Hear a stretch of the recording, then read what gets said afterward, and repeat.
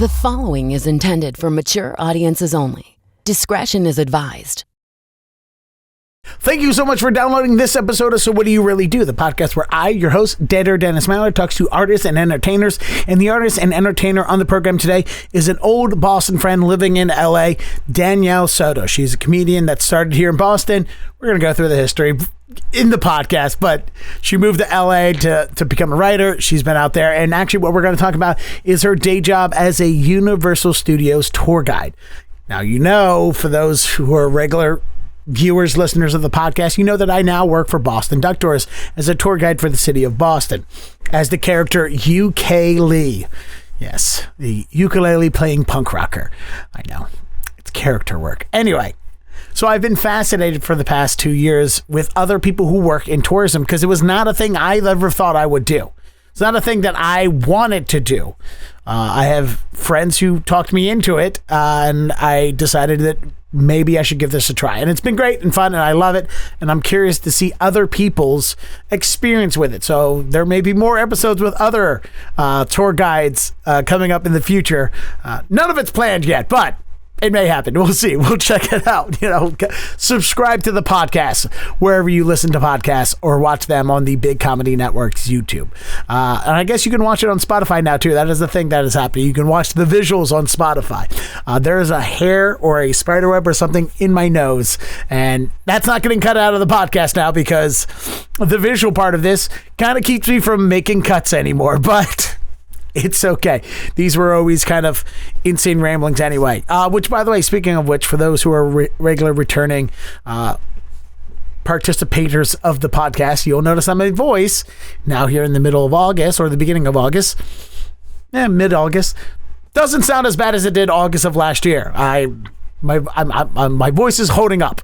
The sanity of doing the job and the working as much as I did, that's a whole nother question and a whole nother answer and a whole nother can of worms. But I'm trying to take a lot of my health seriously now, so we'll see how that's going. I'm working a lot and I enjoy it, and there are some pitfalls. I talk about some of it in the podcast with Danielle, and of course we hear some of her favorite things about working as a tour guide in LA at Universal Studios, and some of the things that are, you know, not so advantageous, as well as there's a healthy amount of Boston comedy gossip talk. Yeah.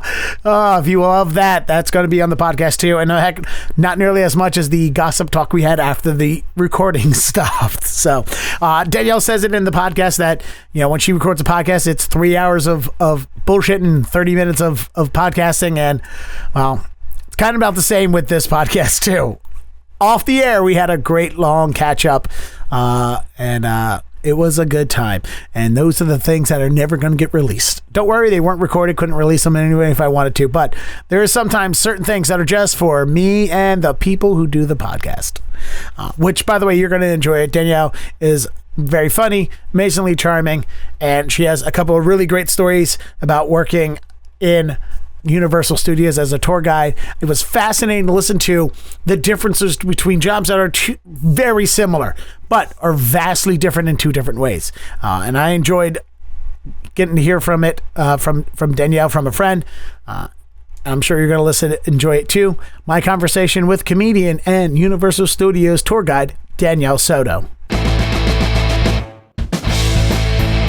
So, which, by the way, this, I feel like this is one of those, this is more of a, hey, former acquaintances, let's do a catch-up session than it is an actual podcast interview. Mm-hmm. Which, yeah, let's be honest, most comedian podcasts are just shoot the shit sessions and people getting back together and going, oh, let's talk about our lives, which that's basically what we're going to be doing here.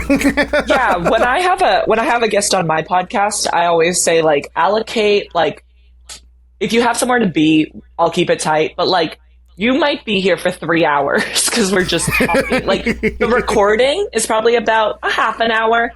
The shooting the shit is probably about 3 to 4 hours. Yeah, that's basically most of what it is it's a catch-up session that is then very tightly edited down. I don't think I've seen you in 10 years. I've been getting to the point where I'm like, I'm editing less stuff. I'm editing less stuff now. I'm just leaving more stuff in. Like, I literally had the last episode that I recorded. There was a whole session where, like, somebody interrupted my guest as we were doing the interview because she was in the studio doing their new EP. And I was like, don't worry, I'll edit this out. And then put a note in the editing. I edited nothing. That's amazing. Like I sat there and looked at it and went back and forth. Like, fuck it. It's done. Yeah. It's in. I was on a podcast of a friend of mine and we were talking about like Golden Girls trivia. And I was like, yeah, but like, obviously I won. And then I was like, oh my God, please take that out because that makes me sound like so obnoxious. And then go, or leave it in, but also leave it this. So at least they know I'm a little like there is self-awareness. It just comes a minute late. Yes, please either take this out or leave in the part where I talked about taking it out because I have Yes. nervous anxiety about it. Yes. You know what I like to do? Take out the part that I took out, but leave in the explanation of why you should take it out. So everyone's listening is now confused on what it was that was taken out. That's the only way to do it. That's that social media TikTok drama that we're going to put out there. We're going to leave little clickbait things. We're just going to randomly cut out things from this interview and just let people try and guess what it was that we took out. Yeah. Also, can we talk about how quickly I went from like I just rolled out of bed to like glamour?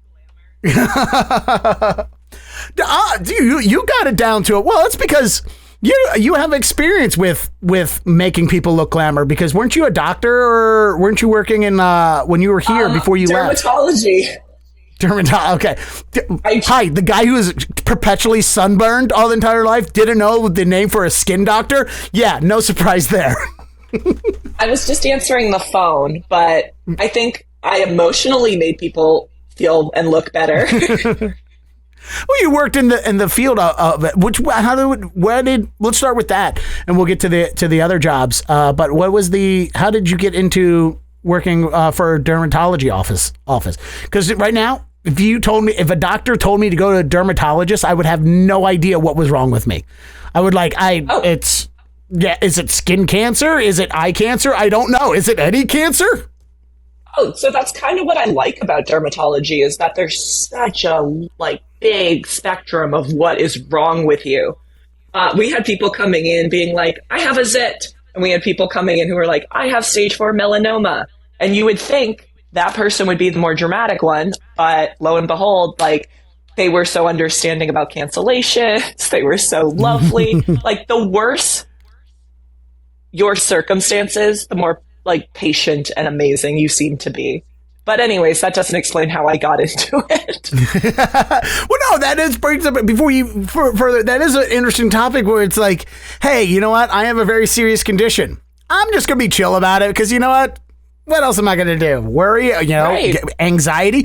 Meanwhile, I am not dying from anything right now currently, and I guess I am dying from diabetes, but that is I should probably be less laissez-faire about the new diabetes diagnosis that I have to deal with. But I feel like when you're on death's doorstep, it's like, we'll figure it out.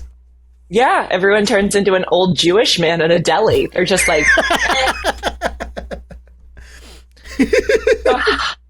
To answer your question, though, I graduated from UMass Amherst I almost gave away my age. Never mind.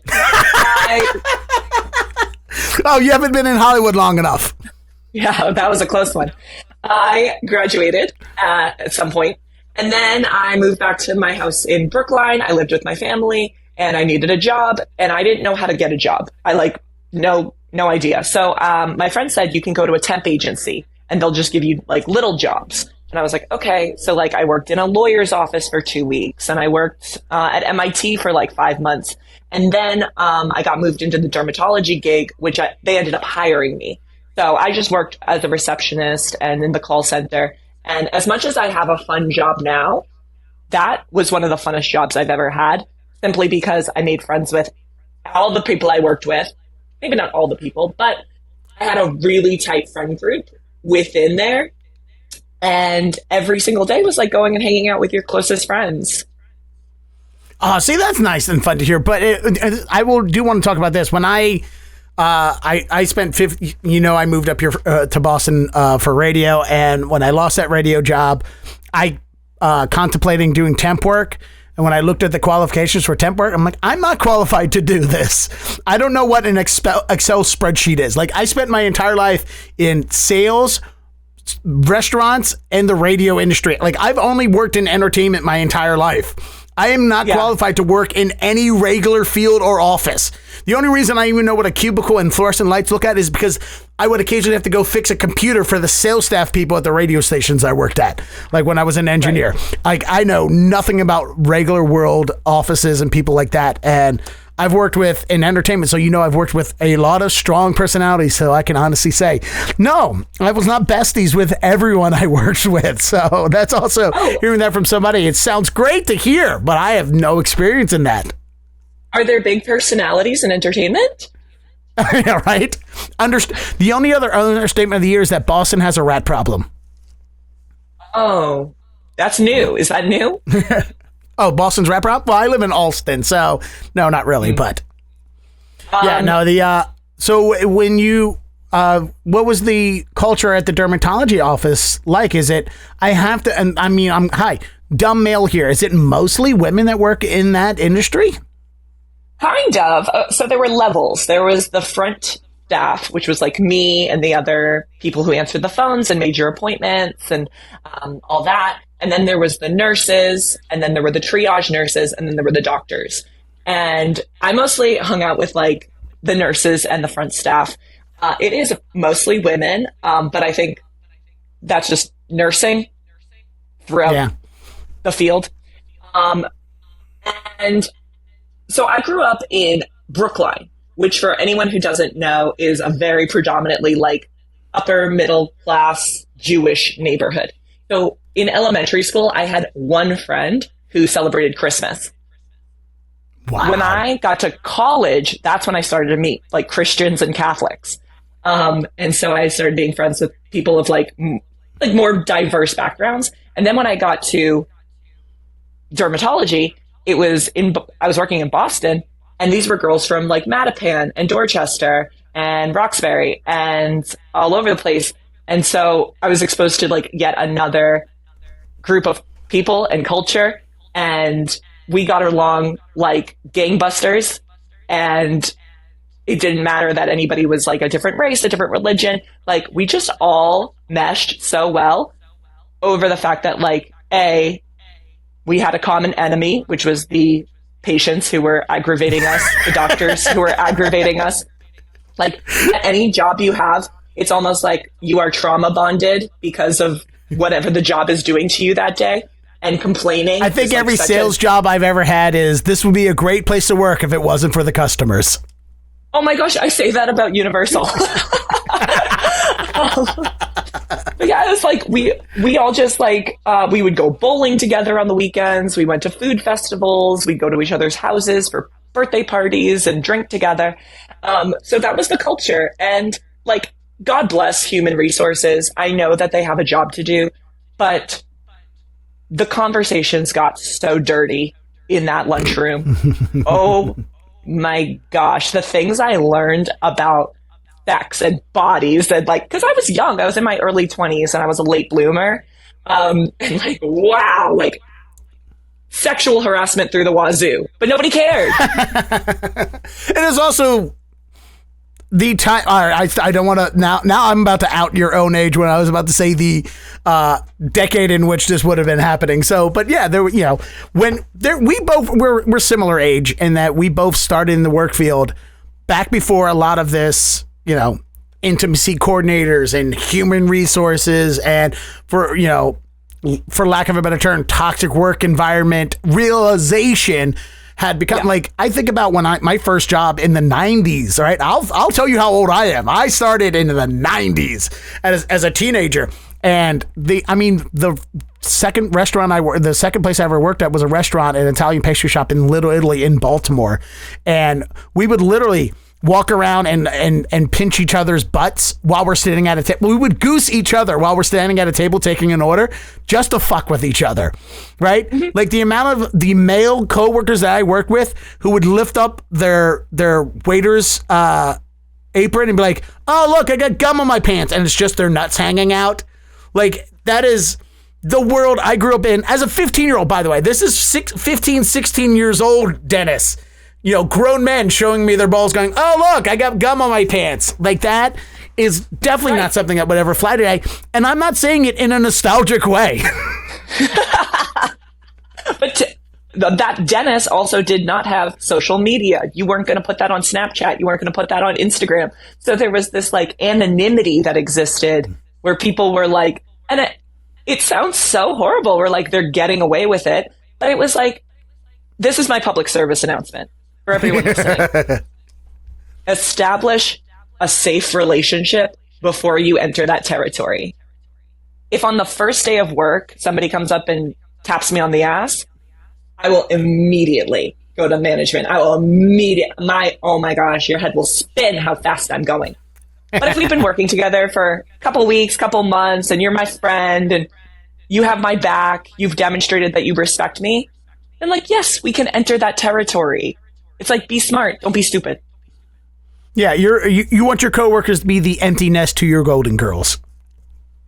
Sure. Thank you for speaking my language. Yes. Hey, I watched both of them growing up when they happened. Oh, that's so special. Thank you for telling me that. But it's also, we didn't have social media. We didn't have Snapchat. If I wanted to get photographic evidence of one of my coworkers sexually harassing somebody or being toxic in any way, I had to develop film. Right. Yeah. Like, I had to have a camera. I had to wind the film, take the picture, then go use the other 35 pictures in the roll to take it to the photomat, right. Which if I'm lucky to find a 1-hour photomat, and then wait an hour to get it back and then go to management. Here's what Jimmy Durante did to me. Yes, I want to write a sketch where somebody has like one of those big box cameras from like the turn of the century, and you have to like have a flash bulb, and you're like, don't move, don't go anywhere. I just need to set this. Don't stop. Put your testicles back out. Or a portrait painter. It's like, all right, hold on, wait, let me paint. Hold on, let me get the skin mixing colors and paint on a palette. Like, hold on, wait until management sees this portrait. And instead of getting your HR violation, you end up winning an award. Yeah. You're like, why are they that color? I don't have that in my palette. You get an art gallery, like you get your sexual harassment benefits is you getting an art gallery showing and hoping that somebody buys the painting of your coworker's testicles. I mean, Fran Drescher always says, turn pain into purpose. Perfect. All right. So working that, if you worked in such an environment with so many people that you loved, what made you want to leave it? And because you've been in LA almost as long as I've been here in Boston, in that I've been here 11 years and you moved, what, 10 years ago, 9 years ago, something like that? 10 years ago? Yeah. June 5th. You're officially a mass expat. What? I'm a what? You're an expatriate, expat. If you leave for 10 years, you officially become an expatriate. I think that's what the qualification is for an expat. I didn't know.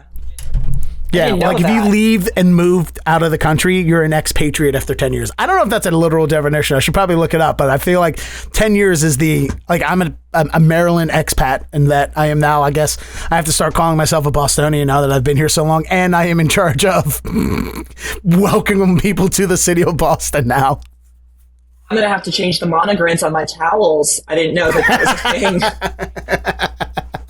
Somebody told me when I moved to Los Angeles, they were like, where are you from? And I'm like, I'm from Boston. And they're like, oh, okay, well, when you live here for 5 years, you're going to start telling people you're from LA.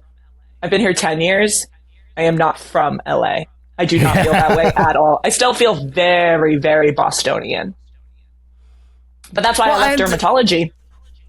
I had on that feeling that I just had somebody on my Boston Doctors. For my regular listeners, you know that I've joined Boston Doctors last year. And for any new listeners, viewers, hi, I work for Boston Doctors. It's a tourism guy. But no, here's the, I had somebody on my tour the other day that asked me, she was like, how long have you lived in Boston? Because you don't sound like a Bostonian. I said, oh, because I have R's in my words? Yes. She goes, well, we went on a different tour the other day, and then he said he was going to talk like us, and then he started just talking like this. I'm like, all right, cool, yeah, everyone knows that joke, but nice. Every person with a Boston accent does that silly little, let me talk like you guys people joke. So what was it that made you want to leave that environment of working with friends and feeling comfortable in a job position? Because moving across the country sounds like an absolute nightmare to me. And this is a guy who moved 400 miles up the coast to a new city. Mm-hmm. I didn't want to leave Boston, and I didn't want to leave dermatology, but television just didn't really exist there for me and what I wanted to do. Mm-hmm. And my dream was always to write for television and work in television. I don't really watch movies. I've probably seen like 10 movies in my whole life. And I also haven't. 5 of them is your other podcasts. How have you not seen this? You do your research. You knew that. Daniel, A, I know you. 2, I know how to Google. 3, I've been doing interviews for 20 years. I'm so impressed. So yeah, I just. Are you blushing because I knew something that you did? Maybe. The bar is so low. I can turn anything into a compliment. So I wanted to work in television for my whole life. Loved TV, loved particularly sitcoms. Like, I'll just tell you, I'm 36, so I am probably too young for like All in the Family and The Jeffersons and Three's Company. But I love those shows. I watched them on Nick at Night growing up. Facts of Life, Different Strokes. I love all those sitcoms. And so I knew I wanted to work in this field, but it just didn't exist in Boston. I love Boston. It's the best city on earth. I love my family that was there. I love my friends that were there, but it wasn't my career, and I wanted to try. So I had dreams. So I moved to LA in 2014, and honestly, like you said, it sounds really scary. It was, but I think I was at an age where like almost like ignorance is bliss, or like I was so naive that I didn't even, if I had to do it today, I don't know if I would have the guts to do it. But because I was so young and didn't feel any like roots in Boston, I was like, I don't have a husband, I don't have kids, I don't have a mortgage. If I'm going to go, now's the time. I got to go now before I get too comfortable. And I think that's exactly what I did. And here I am 10 years later. All right, so I'm going to steal the question from our friend Ken Reed that he asks on his podcast all the time, because I think it's such a fascinating question, because this question never applies to me, is that when did you realize that TV was made by people? At what age? Because to me, I've always known that, like, as far back as I can remember as a kid, I knew that these are actors. I mean, I'm sure there's a point where I was like, oh, Mr. Rogers is my friend and a nice guy. These puppets are real animals. No, but there was a point where very young, like, I realized that these are actors. Comedians get paid for performing, and there's people that writes these words and cameramen who shoot these things. And I realized that at a very young age. And I always hear a lot of people talk about like, oh, I didn't realize I could be an actor and that was a job until I was in my 20s, or, until I was older, or this or that. I still don't believe it's a job, stuff like that. So at what age did you realize that TV was made by people and that it was a job that you could potentially have? I think I was in the same boat as you. I think I always knew. Maybe this is a Jewish thing, but like I never believed in Santa Claus ever. I remember being a child and being like, yeah, it's like a nice story. It's a nice story that people are telling each other. But I know it's not real. I know that I feel the same. As a Christian, I'm also, as someone who grew up Catholic, I'm also going to say that I always knew my life that Moses wasn't real either. So, no. Yeah, that's the same.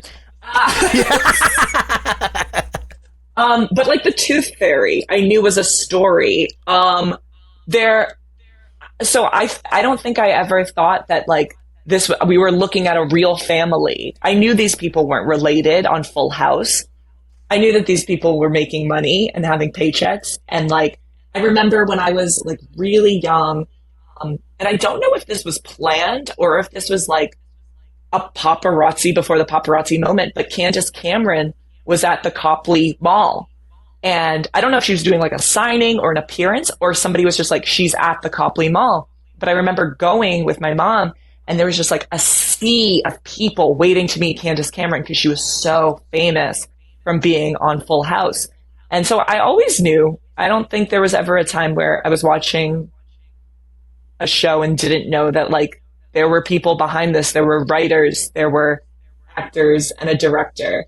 I just always wanted to be part of it. That's great. So when you were a young child and you realized that's one of you wanted to be in that industry, how did you plan your future of that? Because like me, I loved radio growing up. So I went to school to become a radio disc jockey. And I knew that radio can help me in all these other things. It can help me in acting. It can help me in stand-up comedy. It can help me in writing. It can help me in all other aspects of this entertainment world that I always wanted to be a part of, especially the radio part of it, because radio was magic to me as a kid. You know, you could do anything on the radio. You can create impossible scenarios that would cost millions of dollars to create visually or be impossible to create, especially when we're talking about in the 80s and 90s visual effects.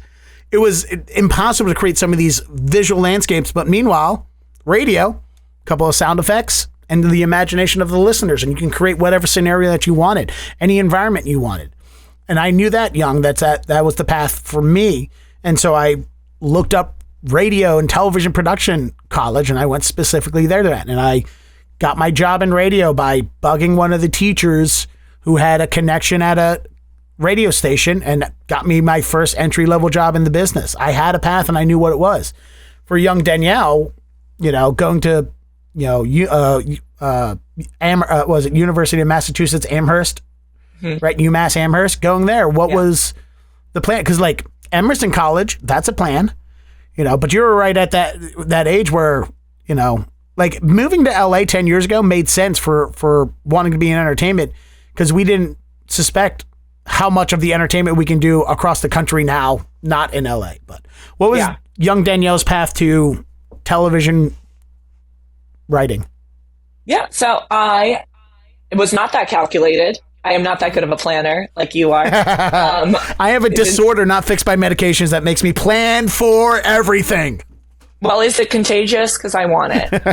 I started out doing improv in high school, and I was doing the plays as well. We had like 1 year we'd do Shakespeare play, and then we did like a States festival. So I was always like acting in high school and doing improv comedy. And then when I got to college, they were having improv auditions, and I knew I definitely want to audition for improv. But then this girl on my hallway was like, hey, they're doing auditions for sketch comedy. Do you want to come audition for sketch? And I was like, I don't even know what sketch is. And she said, like Saturday Night Live. But I was like a huge fan of like The State. And like, I watched SNL. Like, I do know what sketch is. So I was like, oh, I guess so. And I went to the sketch audition thinking, I'll audition for this so that when the same people see me audition for improv, they'll already know I'm funny. Like, I'm not trying to get into the sketch group. I just want to be seen. And I got in, and it was the highlight of my college career. I was writing, I was performing, I was directing, I was producing. I did all of it, and I loved it. And I was like, this is what I want to do the rest of my life. But I need a major. And I didn't want to major in theater because I'm not that good of an actress. And I didn't know where else to like go. But I went back to how I feel about those Norman Lear sitcoms, like All in the Family, Maude, The Jeffersons. And I was like, I love those shows, and I love that they tackle social issues. And it always resonated with me. Why would a television show spend 22 minutes teaching their audience about anti-Semitism or homophobia or racism or financial class discrepancies? Why? Why would they do an episode on Full House about cigarettes or drunk driving? And that just always made me go like, why does television serve this public service? So I found out what sociology was. Sociology is the study of people. Why do people become racist? Why do people become homophobic? It's sexist. And I majored in sociology specifically so that I could better understand people and better write and make fun of them. I love that path. Like, I want to better understand people so I can make fun of them. That's the best line of this whole podcast right now. I love that. Thanks. That's awesome that like the very special episodes of the shows that we grew up on affected all of us growing up. Like, trust me, I, was, romantically a late bloomer because of the amount of, very special episodes about or the after school special about the kid who got AIDS. Like, a lot of those things had a very profound effect on me growing up, to the way that I handle situations with people, to the way that I, my morality clause. And also a lot of it affected me in a way that I positively looked at police for way too long in my life. Now I'm starting to realize more and more that, maybe they're not all our friends. But again, that's a whole nother podcast that we're going to have. It resonated with me what you just said, where you said about the morality. I think maybe that's part of the reason I love television more than movies, and not to shade movies. And I'm sure someone can make a great argument against what I'm about to say. But television did always have morals, for me, at least. Yeah, there's definitely can be a conversation or a video essay made about the differences between the messages of TV and movies, where a lot of TV is about the positivity in life and trying to look on the bright side. And TV shows often, of course, somebody's going to be like, what about Breaking Bad? But, I mean, growing up, sitcoms were a lot about the positivity in life, right? They always, everything wrapped it up and had a happy ending. Whereas movies, for decades, movies have been about the dreary sadness that is life. But also, what about Breaking Bad? It talks about healthcare.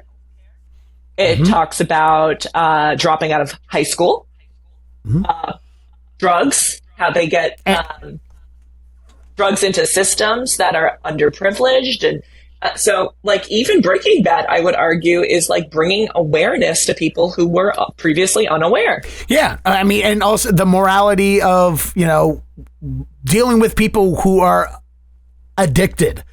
People who are afflicted with addiction and stuff like that. Like, I mean, is there any more of a moral quandary when we come talking about Breaking Bad in the moment where Bryan Cranston Watts, spoiler alert for a show that happened forever long ago, get over it, is the Kristen Ritter when she's choking on the vomit.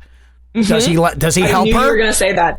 Or that is like, well, that was the turning point of the series. That's when he really broke bad, was right there, letting Krista Ritter die, because it would be a beneficial more life lesson to Jesse, to Aaron. I feel like if I'm using other people's Aaron Paul, if I should use Bryan Cranston and Kristen Ritter's real name, I should call Aaron Paul by his name instead of Jesse, which I feel like at this point, him just walking in the street and somebody just yelling, "Yo, Jesse, what up, bitch?" is probably the bane of his existence. Yeah, I'm sure he gets that a lot. So that's interesting that you wanted to be that specifically TV, because we grew up in an age where TV and movies were separate for actors, for directors, for writers. There was no crossing over from one to the other.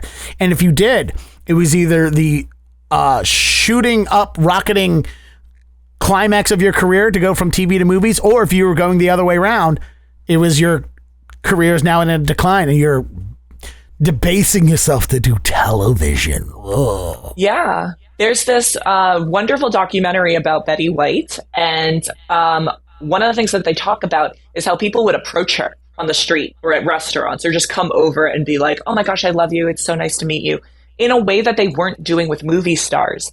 And the understanding around that is the Golden Girls, my favorite show, they come into your home every single week. They come and visit you where you are at, and you get to know them over the course of years. So you feel closer to these characters. You know them personally. Whereas if you want to see Robert Redford or Jim Carrey or any big movie star, you have to physically leave your house. You have to go to a place. You have to buy a ticket, and then you see them huge on a screen. And that's why television stars and movie stars are different. Now, I don't know if that's still true, because there's so much crossover. And also, I can watch a movie that came out yesterday right here on my TV. I don't have to go anywhere. Yeah, we've brought movies into your home. Yeah. Which is good and bad in a lot of things. I mean, we can spend a whole nother podcast talking about the movie industry, failing, and the theater industry that is failing, where cinemas are making less and less money every day. And is it because the popcorn costs too much? Is it because the tickets cost too much? Is it because the movie theaters take too much money from the ticket money? Who knows? It's a million different answers, but that's a whole nother podcast. So it's interesting that you went into the TV. So when you moved to LA, then what was the game plan? Oh, so like I said, I had no plan. And I still well, for feel me, like if don't. I have an interest, I think I would be a decent person in a writer's room. And I only know that because I study TV writers as well. Like I listen to the Writers Podcast with Ben Blacker. And I listened to that since the beginning of that podcast when it was back on the Nerdist Network, when we were allowed to say Nerdist and not talk about the Chris Hart and when Chris Hardwick was still a darling that we all loved. Like I used to listen to that podcast religiously about how people got in the industry of writing. And of course, I'm not in a writer's room, but I have, experience with writing shows and writing plays and collaborating sketches, stuff like that. So I feel like if I think I'm cursed with knowledge, that I know how difficult it is to get into that industry. And that's probably what keeps me on this coast and not living my dream of going to LA and hoping to be that guy who gets just the riff jokes in the writer's room and occasionally writes a script and gets a credit and then gets some residual checks. I'm burdened by the fear of, I know what it takes. And what if I do all this and it doesn't work? What if I have that anxiety? The naivety you said that you have earlier of going to LA, so beautiful and so refreshing to hear, but also does raise my heart rate a little bit. So Sure. Absolutely. So I'll rewind a little bit before we get to LA. When I left UMass, I wanted to keep doing sketch comedy, but I didn't have a group. So I was like, I know what I'll do. I'm alone. I want to write. I want to perform. Stand-up comedy. Stand-up comedy. Boom, right Which, there. by the way, since you're talking about stand-up, let me just talk about the first. I know you don't remember this, but I do. It was it meant a lot to me when the first time I met you. You were doing a joke about Boston, Law and Order Boston. And like every gag, every murder took place at a Dunkin' Donuts or something like that. And, the dong dong had a Boston accent. And I pulled you over the side and I was like, hey, what you just did was hilarious and brilliant. It should be a sketch. Like, you should make this a sketch. And I remember the look on your face going, you think this is a sketch? Really? I think it's just more stand-up than it is. I was like, you described this in such a perfectly visual way that I saw everything of it happening in my mind's eye. You should 100% put this on tape. And I have never forgotten that. And I was always hoping you would be in the world of taking your ideas and writing them and putting them visually into the people's world. So when you said you're moving to LA to pursue that career, I was happy for you because I was like, she'll do it. She'll get there. She has that talent. That means a lot to me, and I really appreciate you saying that, so thank you. And I'm glad I was nice to you. Sometimes people are like, oh, the first time I met you, I went up to you and I offered you a suggestion for a joke, and you said, I don't take notes. Oh, you mean my first incident with a certain Boston comedian on that same night did not go well? That one, I'll keep that on that name secret, but oh my God, tell me later. Do you want to dish? Let's dish. Okay, here we go. So that same night at the host introduces, I'm not going to say the host's name, but I will say she introduced the guy that she was dating at the time, and now you know everyone who I'm talking about. Got it. As he hosts an open mic. I'm new to Boston. I literally have been here 4 days. Or 4 days I had been living there. I'm at my second open mic in Boston. I've been doing comedy for a couple years in Baltimore and DC before this. All right, he does his jokes, whatever. I go up to my jokes. I meet him outside. I'm smoking a cigarette. He walks up and I'm like, hey, what's going on, man? My name's Dennis. I just moved here from Baltimore a couple days ago, man. The host said you host an open mic. What's the info on that? And he goes, it's just down the street. I was like, okay, cool. What's the name of the place? And he goes, just look it up online, and then walks away. Wow. Yeah. Yeah. And I have to this day still like, you're a dick. And now look, yeah, dude's funny. Not going to take that away from him. He's a funny guy. He deserves the accolades he gets for being funny, but he does not deserve accolades for being a nice guy. Cause I've seen him in way too many scenarios be also unfairly rude and dickish and unfair to other people. And yet, because they had a successful show that was passed on to them by somebody else who was successful and grew even more success, i.e. Emmy Award winner, they were perceived as being untouchable. That doesn't sadly surprise me, just because, I mean, we could do a whole nother podcast about the way that people treated me or just treated each other in Boston comedy. It wasn't and just most of them aren't even Bostonians. Most of them are transplants like me. I mean, there were diamonds in the rough. There were a lot of yourself included. There's so many people that I could name who I felt really, really close with and supported by. But the majority of people were not even just not supportive, but like sabotage. Yeah. And honestly, as someone who's done comedy in multiple cities, as you have, and I have friends all across the country in different comedy scenes, and it's not that different than any other scene, to be honest. It's not a Boston thing. Maybe it feels more like the Boston attitude thing, so we attribute it. But there's those same kind of people back in Baltimore where I started, friends in DC that complain about the same things. I was just in Texas last year, and I heard the same kind of stories from people from two different cities in Texas, and Dallas and Austin. And, I'm sure you have the people that you could gossip about in LA comedy that are not the best of people. And I don't even want to go as far as saying they're toxic. They're just childish and annoying sometimes. Yeah. Yeah, it's too bad because I really loved doing stand-up. I don't do it that much anymore, but I loved to perform. I didn't like going to open mics. I didn't like dealing with people trying to sign me up for their classes or bookers or other comics who were very much bullies. But I did love performing, and I loved getting laughs on stage and writing and all of that. That was great. So when I moved to Los Angeles, I kept doing stand-up. I ended up hosting an open mic that I inherited from somebody that I give a lot of credit to. His name's Adam Furberg, and he's still my good friend to this day. But I started hosting this open mic, and it became very, very popular, and we get like 40 to 50 comics a night coming through this little space. I was friends with the staff. It was called the Karma Lounge. It has since closed.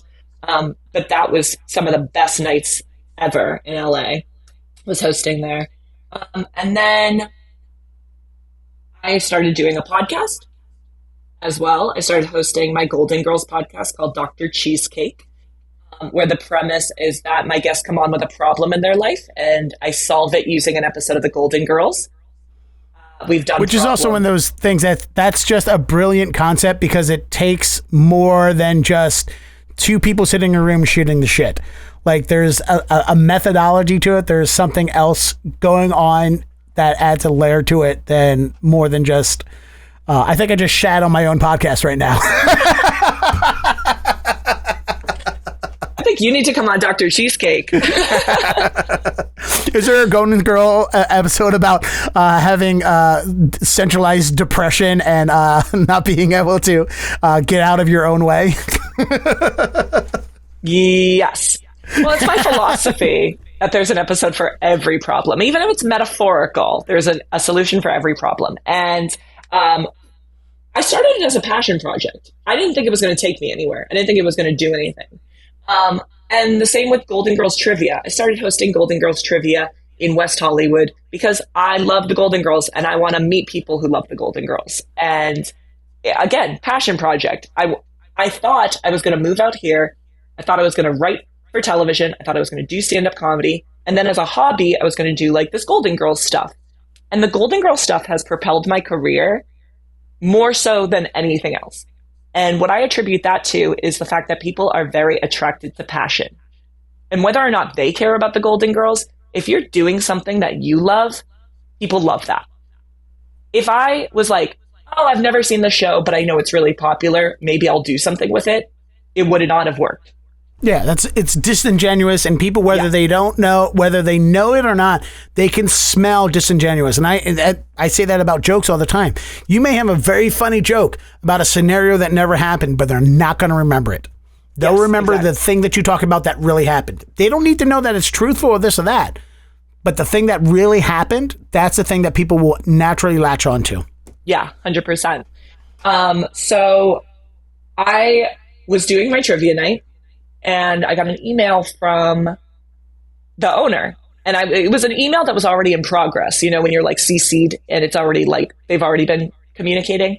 And he loops me in and he's like, well, do you know about Danielle Soto? And the person is going, no, I don't know about Danielle Soto. And he's going, well, she hosts Golden Girls Trivia.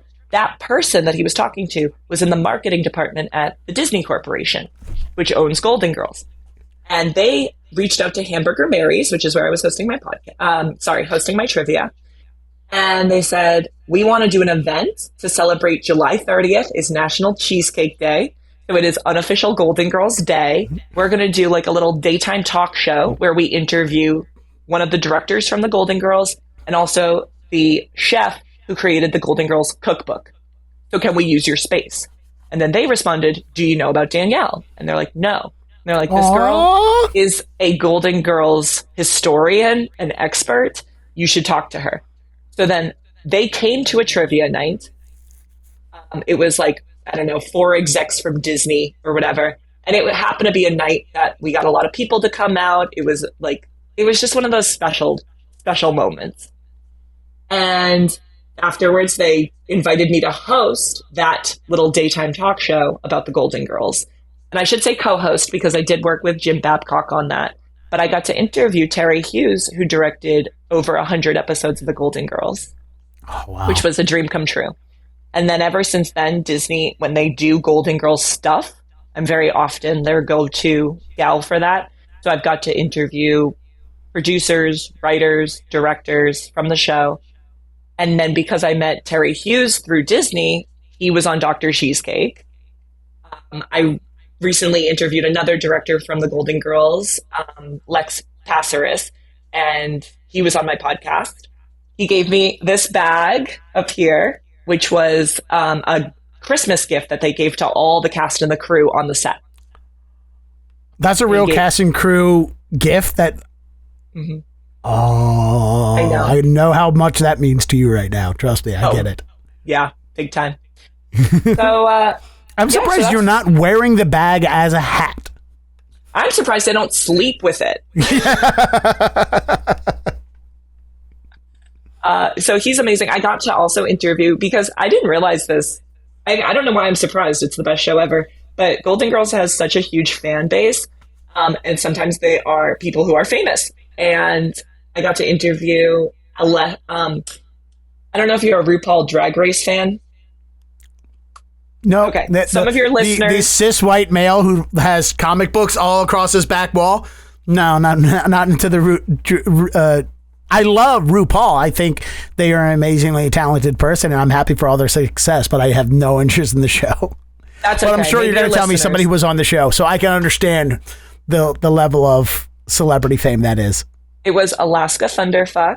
She won All Stars 2. So Alaska she came to my trivia night.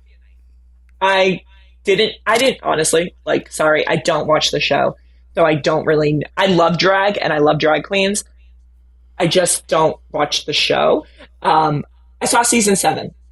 So I didn't know. And I remember looking at him and thinking, because he was not in drag, it's like a man sitting at a table. And I thought to myself, if this guy isn't a drag queen, that is a waste of cheekbones. Beautiful, beautiful man. So anyway, so Alaska came on my podcast. I also had Elliot Glazer, who a lot of people know his sister, Alana Glazer from Broad City. And he was also on that show as well. He's a huge Golden Girls fan, has a Golden Girls tattoo. Also got to interview Stan Zimmerman, who wrote for the Golden Girls. He also wrote for Gilmore Girls. He also wrote, this is a good one. Remember the Brady Bunch movie? Yes. That's him. Oh, he wrote that too. Okay. Yeah. So I don't know why I always attribute some of that to Ben Stiller. I know he has nothing to do with it. It's just because his wife was in it. Yeah. And she's in all of Ben Stiller's projects. I should also say her name, which is Christina Taylor. I think Christine Taylor. Christine Taylor. I am bad with the Christine, Christas, Christians, and stuff like that. Those are all conflated in my brain. But yeah, at least I got the Taylor part right. Yes, I don't want to. I should not be referring to her as Ben Stiller's wife, whatever her name is. Oh, I have one that might tickle you. I don't know if so. You're a comic book person. Yes. Okay, so there was a show on Fox called The Gifted. It was about Marvel superheroes. Yep. I remember it. It was awful, but enjoyable. Well, Polaris, played by Emma Dumont, huge Golden Girls fan. Yep, the green-haired one. Yes, she is. She was on Dr. Cheesecake. Nice. How did you run across her? She came to trivia. There you go. That's nice. I hosted trivia for many years here, and you know what? It is so much fun.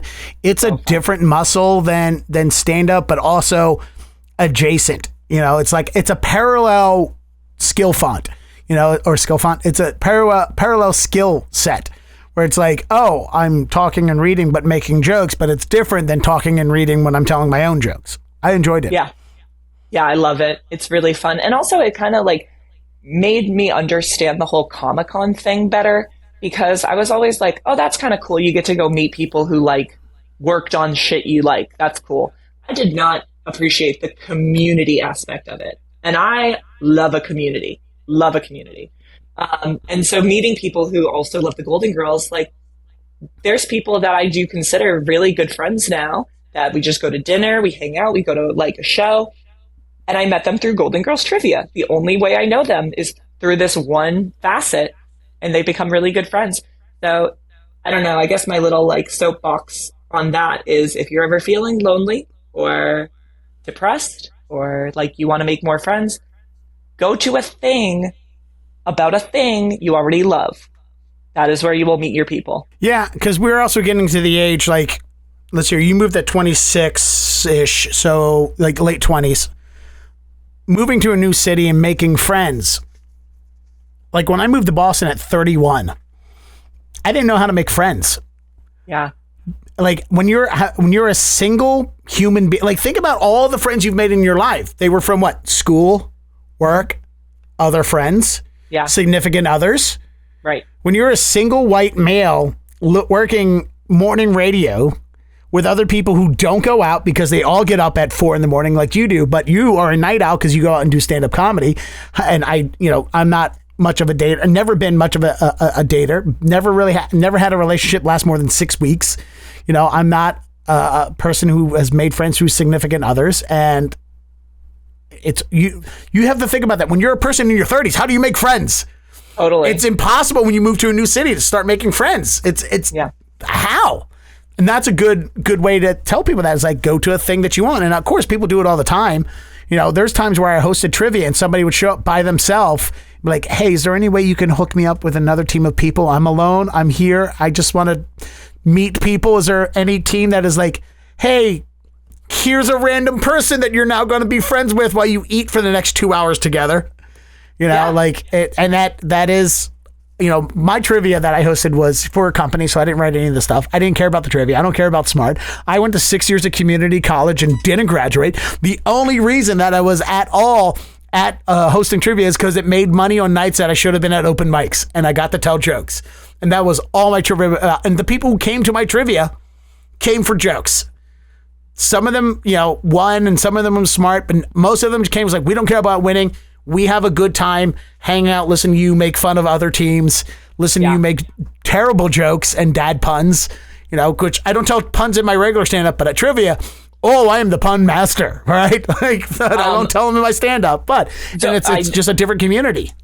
Oh my gosh. The trivia people, that's a spectrum. There are people who show up and they're like, oh yeah, we just kind of didn't have anything to do tonight, so we thought we'd come do trivia. And then there are the people who have like matching t-shirts and they take it seriously. It's the same with the softball guys. Yeah. There's the comedians that show up to softball and they have like cigars and beers and they're like, hey, what's up? Like, let's hang out. And then there's the guys who are like, if we don't win this game, I'm going to go home and beat my kids. Don't put that in. That was bad. But that was a bad thing to say, but it's not untrue. Well, it's only bad because you're the person on that softball team. But other than that, it was really just funny. I don't have kids. I would never beat my Golden Girls dolls. No, not since the judge. Yeah. Also, you said you're like, I made puns at trivia. Please tell me you make puns on the duck boat. Oh yeah, it's full of it. The first words out of my mouth is, which is a very standard joke, is I'm going to be your conductor. Because you're a cunt. Yes, that's why. Yes, that's the opening to my children's tours. Hi everyone, I am your cunt today. I know now I'm conducting this interview, but do you have jokes that you're like, I wish I could tell these, but I can never tell these? Oh, there's a whole duck tours for After Dark. Well, here's the problem with me and the duck tours is I hate Boston. And I had to, now I'm an ambassador for Boston. There was literally, I almost lost the job in training because they were like, we can't trust you to not shit on the city of Boston.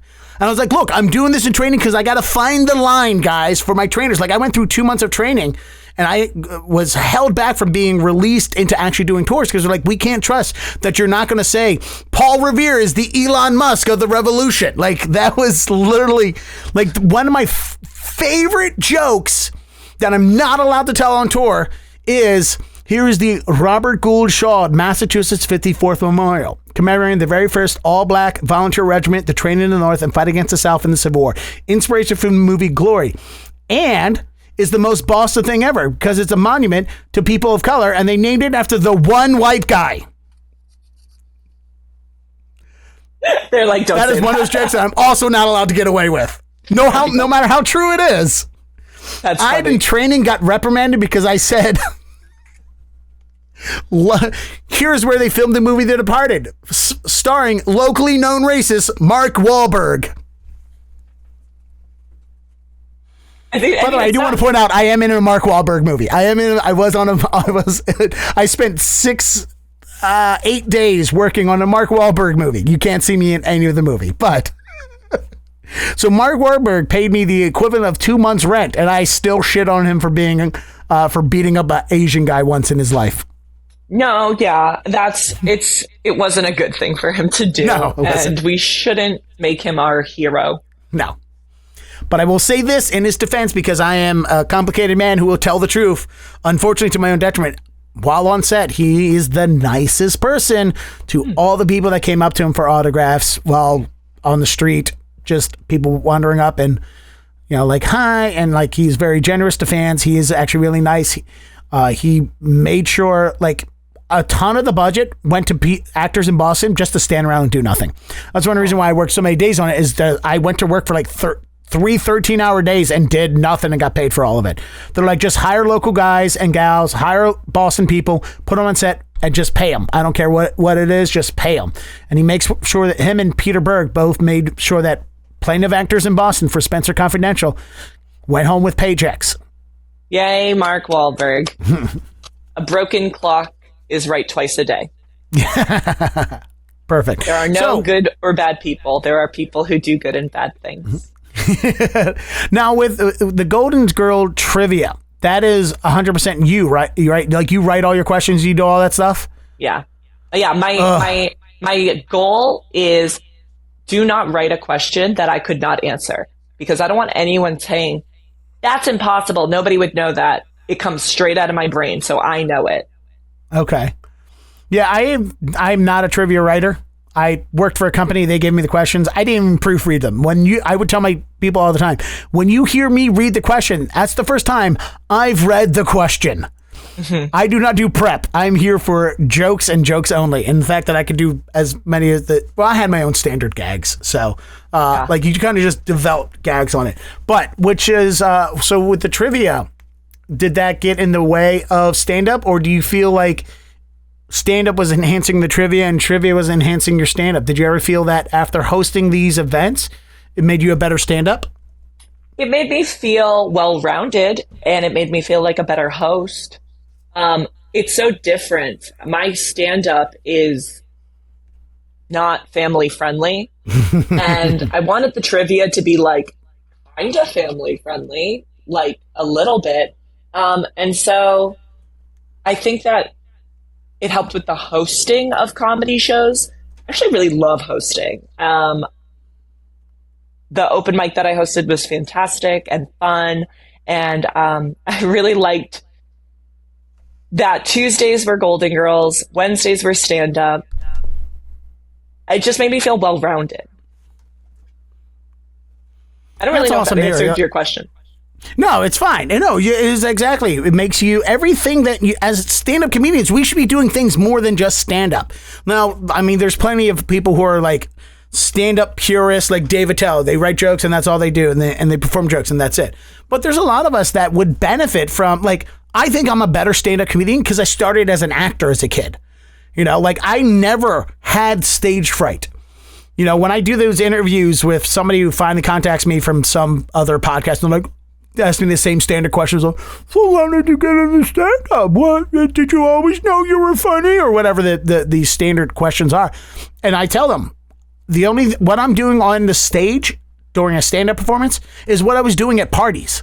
Holding court, telling stories, making people laugh, right?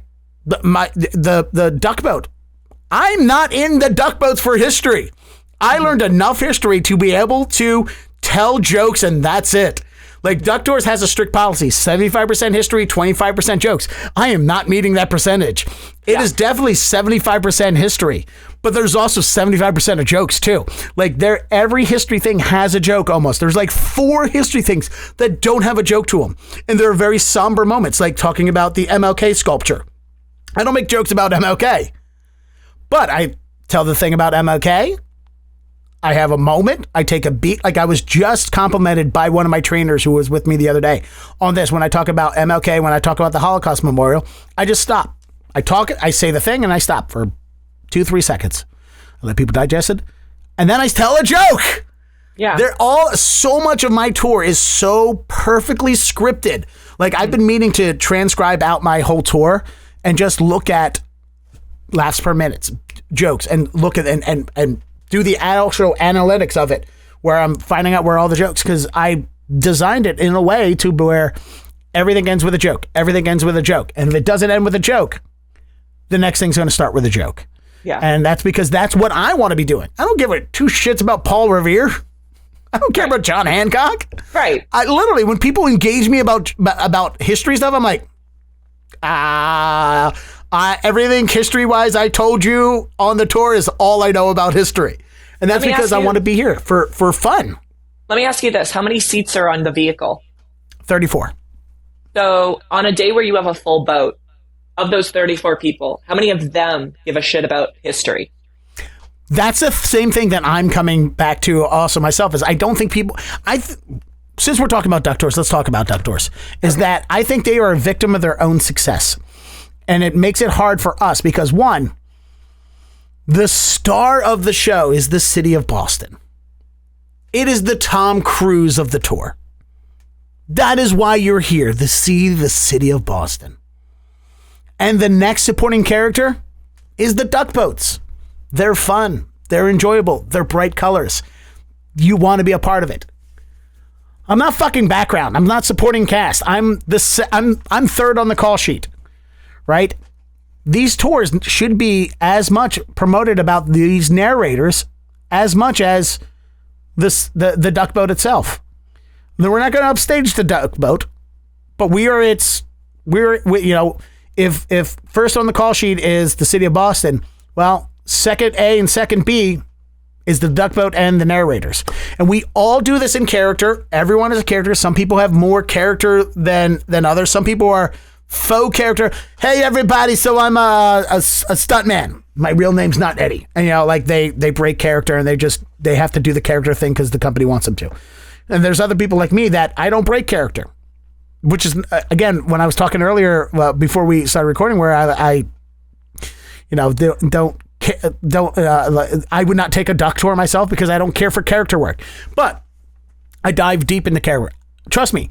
The Dead Air Dennis narrator duck tour is worldly different than UK Lee, the character I play, the ukulele punk rocker. And I stay in that character and I don't break that character. And there's some Dead Air Dennis that slips in, especially during crowd work. moments, but I worked in radio, I worked in TV, I was a censor for the FCC. I know where the line is where I could say something and not get fined $2 million by the FCC. So I could say that in the duck boat. I also know what I could say that's also dirty and would get me fined. And sometimes I just don't care. I'll say it anyway. But there is a huge, I'm here for the character work, and they have to, people don't know that's what they're getting. Like when you go on a ghost tour, you know you're going to get some dipshit in a skull makeup and talking about ghosts and spooky things. When you get on a duck boat and you see this dipshit with a studded out, patched denim jacket and a ukulele that's playing a Michael Scott character, is like, hey, I used to be so famous, but I'm not famous. Like, who doesn't get his own hubris? If you're not prepared for that, you're going to have a miserable 80 minutes. And I'm not the only one. Like, some people get on these duck boats because they go, oh, well, we're in Boston. We're supposed to take a duck boat tour. And they sit down. And then when the show starts, they're like, I didn't know this was going to be a show. This is weird. Wow. Wow. You know, and that's one of the pitfalls of the industry right now, is that we have more people coming on these tours not expecting to get the performance that a lot of us give to them. Yeah. And it as a performer, when somebody's not having a good time, you know, you've done stand up where somebody's just crossed arm, staring at you, got dragged there by their wife, or doesn't want to be there. They're there to watch the hockey game and they shut off the hockey game because we're doing stand up. Yeah. And it makes us mad because, like, why aren't you participating in my little jokey funny times? Yeah. But also at the same time, it emotionally hurts. Like, when somebody's not having a good time, I don't feel good about it. Right. It makes me feel bad. I would guess, as someone who's not familiar with what you do in the way that you are, of course, I'm not trying to mansplain your job to you, but I would think that the majority of people are super pumped to see, like, a goofy guy on this funny, colorful boat talking about, like, fun Boston stuff, and then it goes in the water. That should be, I would say, some days that's 90% of the audience, and some days that's 10% of the audience. Wow. That's really surprising. Surprising. I mean, we, on a sold out day through our 3 locations, it's over 5,100 people a day. Mm-hmm. So there's a lot of people that just, who don't want to have fun. Like, it baffles me why people come do some of these things when they just completely don't enjoy it. Or, like, I don't want to be dogging on immigrants, but the people that get on these boats and don't speak English, like, what did you expect was going to happen when you get mad that you can't understand anything I'm saying because I'm not speaking in Italian? Mm-hmm. You know? Should we reveal my day job? Is this? Oh yeah, I'm going to segue into it. Like, okay. I was getting there to myself. No, but yeah, because I'm holding back so much. Yeah, well, this is one reason why I wanted you on, is because I have this newfound love for the things that you have to do. Like, before I took this Duck Tours job, I watched the Disney cruise documentary about the jungle, the jungle cruise. Jungle Cruise. And I was watching it, and they talk about how they all make that same, the back of water or whatever it is, you know? Yeah. Like, and I was like, ugh, I hate this. And now I'm doing that. I'm the exact same thing. I'm doing I might as well just saying, here's the back of water, or whatever the waterfall joke is that they make on the Disney cruise. And so I have a new respect for all that because I have to do it. And against what I would want to do if I was doing the tours Dead Air Dennis. None of that would be in the tours. It would be a lot more snarky. And so I had to learn to deal with what people want. Again, like, there's a joke I tell that's, not my joke, and I'm okay with, everyone tells this joke almost, right? It's a well-known joke. It's the, here's the resting place of Sam Adams, across the street's a bar where you can drink at Sam Adams and drink a cold Sam Adams while looking at a cold Sam Adams, right? It's a killer joke. It is a perfect joke, right? The first time I saw it, I was like, that's brilliant. And then I found out everyone tells that joke. And I was like, oh, I'm a comedian. I don't tell other people's jokes. And I was like, the audience deserves that joke. They want fun. They want laughter. I have to put my ego aside and tell that joke. So for you are now a tour guide at Universal Studios. So I'm not sure what your tour is. I don't know if it's dry and just historic or if you're sneaking your own jokes. I don't know if you have a script. So please tell me everything about Universal. Tell me, let's start with, okay, sorry, I'm getting giddy because I'm excited because I really want to know about the Universal Studio tours, even though I haven't taken one. So for you, how did you, I got into Duck Boats because another comedian wanted that recommendation fee. He wanted to get that fee to get me hired. Yes. How did you get to become a Universal Studios tour guide? I was out of work. I had gotten laid off from my day job, which was just another desk job that I was working to pay the bills. Wasn't, I got laid off. So I had a lot of free time. I don't remember how I wound up in this room, but I was at an audition for a game show. When you move to Los Angeles, the game shows freaking find you. You just get emails about this new game show. It's never been seen before. And it's a great gig, by the way. I've done a couple game shows and it's awesome because A, you win prizes. B, you sometimes get money. And C, your friend's parents will tell them, hey, we saw Danielle on TV. But nobody else knows. Nobody else knows. It's just like people who are like channel surfing. I guess I'm on in a lot of break rooms. But well, I did these. Did you do what's it? Beat Shazam? Is that the Jamie Foxx one? No, I didn't do that one. I did because I did that out here, and I got that. The only reason I didn't get the show is because I was too good at it. Me and another radio DJ did it as a pair together, and we literally nailed every single song. Yeah. To the point where they're like, hey, we just want to see how you guys react to things. Just say the first thing that comes in your mind. Don't even worry about answering the questions. Just say words and react. And we still nailed all of these songs and answers from Beat Shazam. The only reason I'm not on Beat Shazam is because they knew we would win. Right. I auditioned for that with my brother, and my brother is really, really good at music like that. And I think that's why we didn't get picked, was because he was too good. They probably would have taken me, but they didn't take him because they were like, no, this kid's Shazam. Like, we can't have him on. He will beat Shazam. So I was at an audition for a game show, and I'm just sitting in the waiting room, and next to me is this woman, very pretty girl. And so we started chatting with each other and just kind of shooting the shit. And I was like, what do you do? And she's like, oh, I'm a tour guide at Universal Studios. And I said, oh my gosh, that sounds like such a fun job. Because when I visited here before I moved here, I did the Warner Brothers studio tour. And I wanted that job. I was like, that would be the perfect day job for me to pursue comedy at night and to pursue writing on my days off and then to work on a studio. And I applied for it a couple times. I never heard back. But so then I'm in this game show audition talking to this girl. Like, oh, I work at Universal. I said, that sounds really fun. Are they having interviews or are they hiring? And she goes, actually, yes. In 2 weeks, they're having a big open call. Okay. So she sends me the information and I show up to the Garland Hotel in Studio City and I wait in line for 3.5 hours. And there have got to be between 600 and 1,000 people there to audition for this job. And I wait and I wait and I wait. And then when I get to the front of the line, I have a 3-minute interview with one of the managers. And I sit down and she goes, hi, what's your name? I said, hi, I'm Danielle Soto. She goes, where are you from? I said, I'm from Boston, Massachusetts. She goes, oh my gosh, I'm also from Boston, Massachusetts. And I think to myself, I got it. I got it. That was so lucky. So she goes, why do you want to be a tour guide? And I just said, I think it would be a really fun experience. I'm a people person. I like being around people. I like entertainment. I like television. Probably talked about the Golden Girls. And then she goes, okay. And what was your favorite movie this past year? And I panicked because I don't watch movies. And the one movie that I saw was Beauty and the Beast, the live action. And I said, this is Universal Studios. I cannot say Beauty and the Beast. So I can't tell them it was your competitor's movie.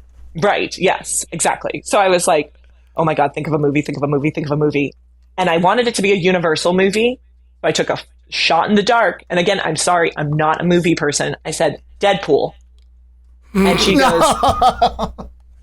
Well, at that time, yes. Deadpool was still a different studio, but that's not Disney. It wasn't Disney. It wasn't Disney. Yes. And so it was Fox. Right. But how funny if it had been Disney. But I was like, well, it's Deadpool. Disney now. Disney absorbed it. That's a whole nother conversation.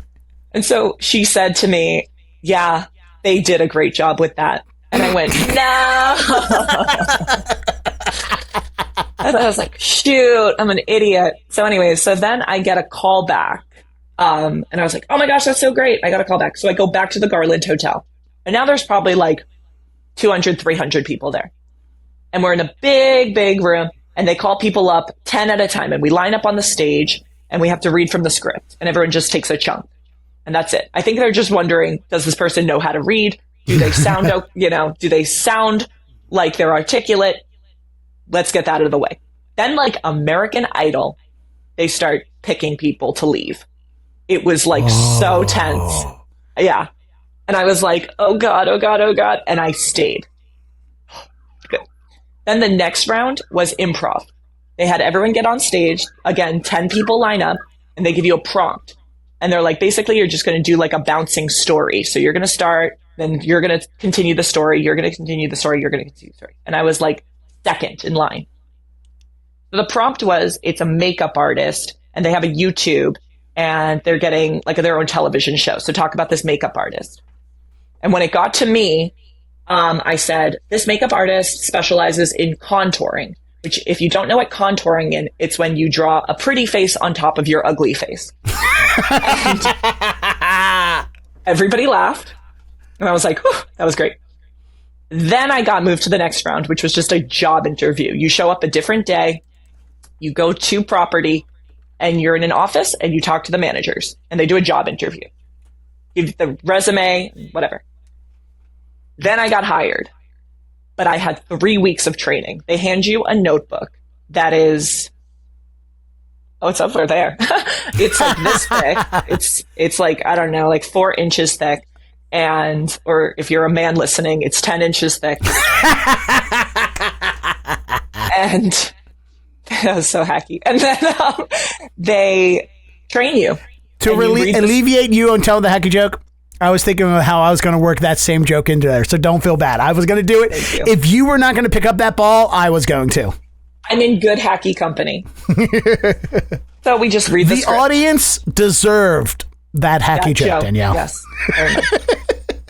So we read the script. We read the script. We read the script. We talk about the theme park. We talk about the movie studio. We learn the history. And to give you all listeners a little history, the Universal Studios tour opened in 1964.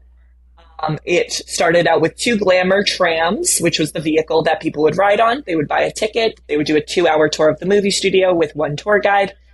They would visit the props plaza. They would take photos with props from movies and television shows, and then they would go home. And then in the 90s is when they started building rides. So if you ask, when did the theme park open? We kind of say 1964 because the first ride was the studio tour. And today, the studio tour is still the tram. It is technically hosted by Jimmy Fallon.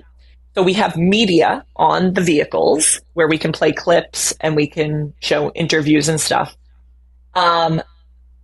The trams are 4 cars long, hold about 165 guests. And if you have a ticket to the theme park, you have a ticket to the tram. Anyone can ride it as many times as they like. It's 1 tour guide, 1 loop around the movie studio, and that's it.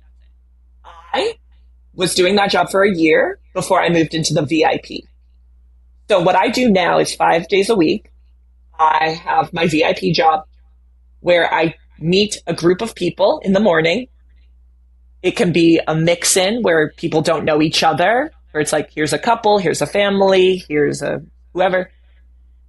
Or it's a private tour where it's 1 family. And we take them around the theme park. I take them to the rides. I explain the rides. I hold their bags if they can't take their bag on the ride. And I'm basically like a human map.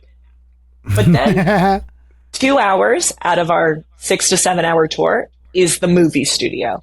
And that's where I ride the VIP trolley.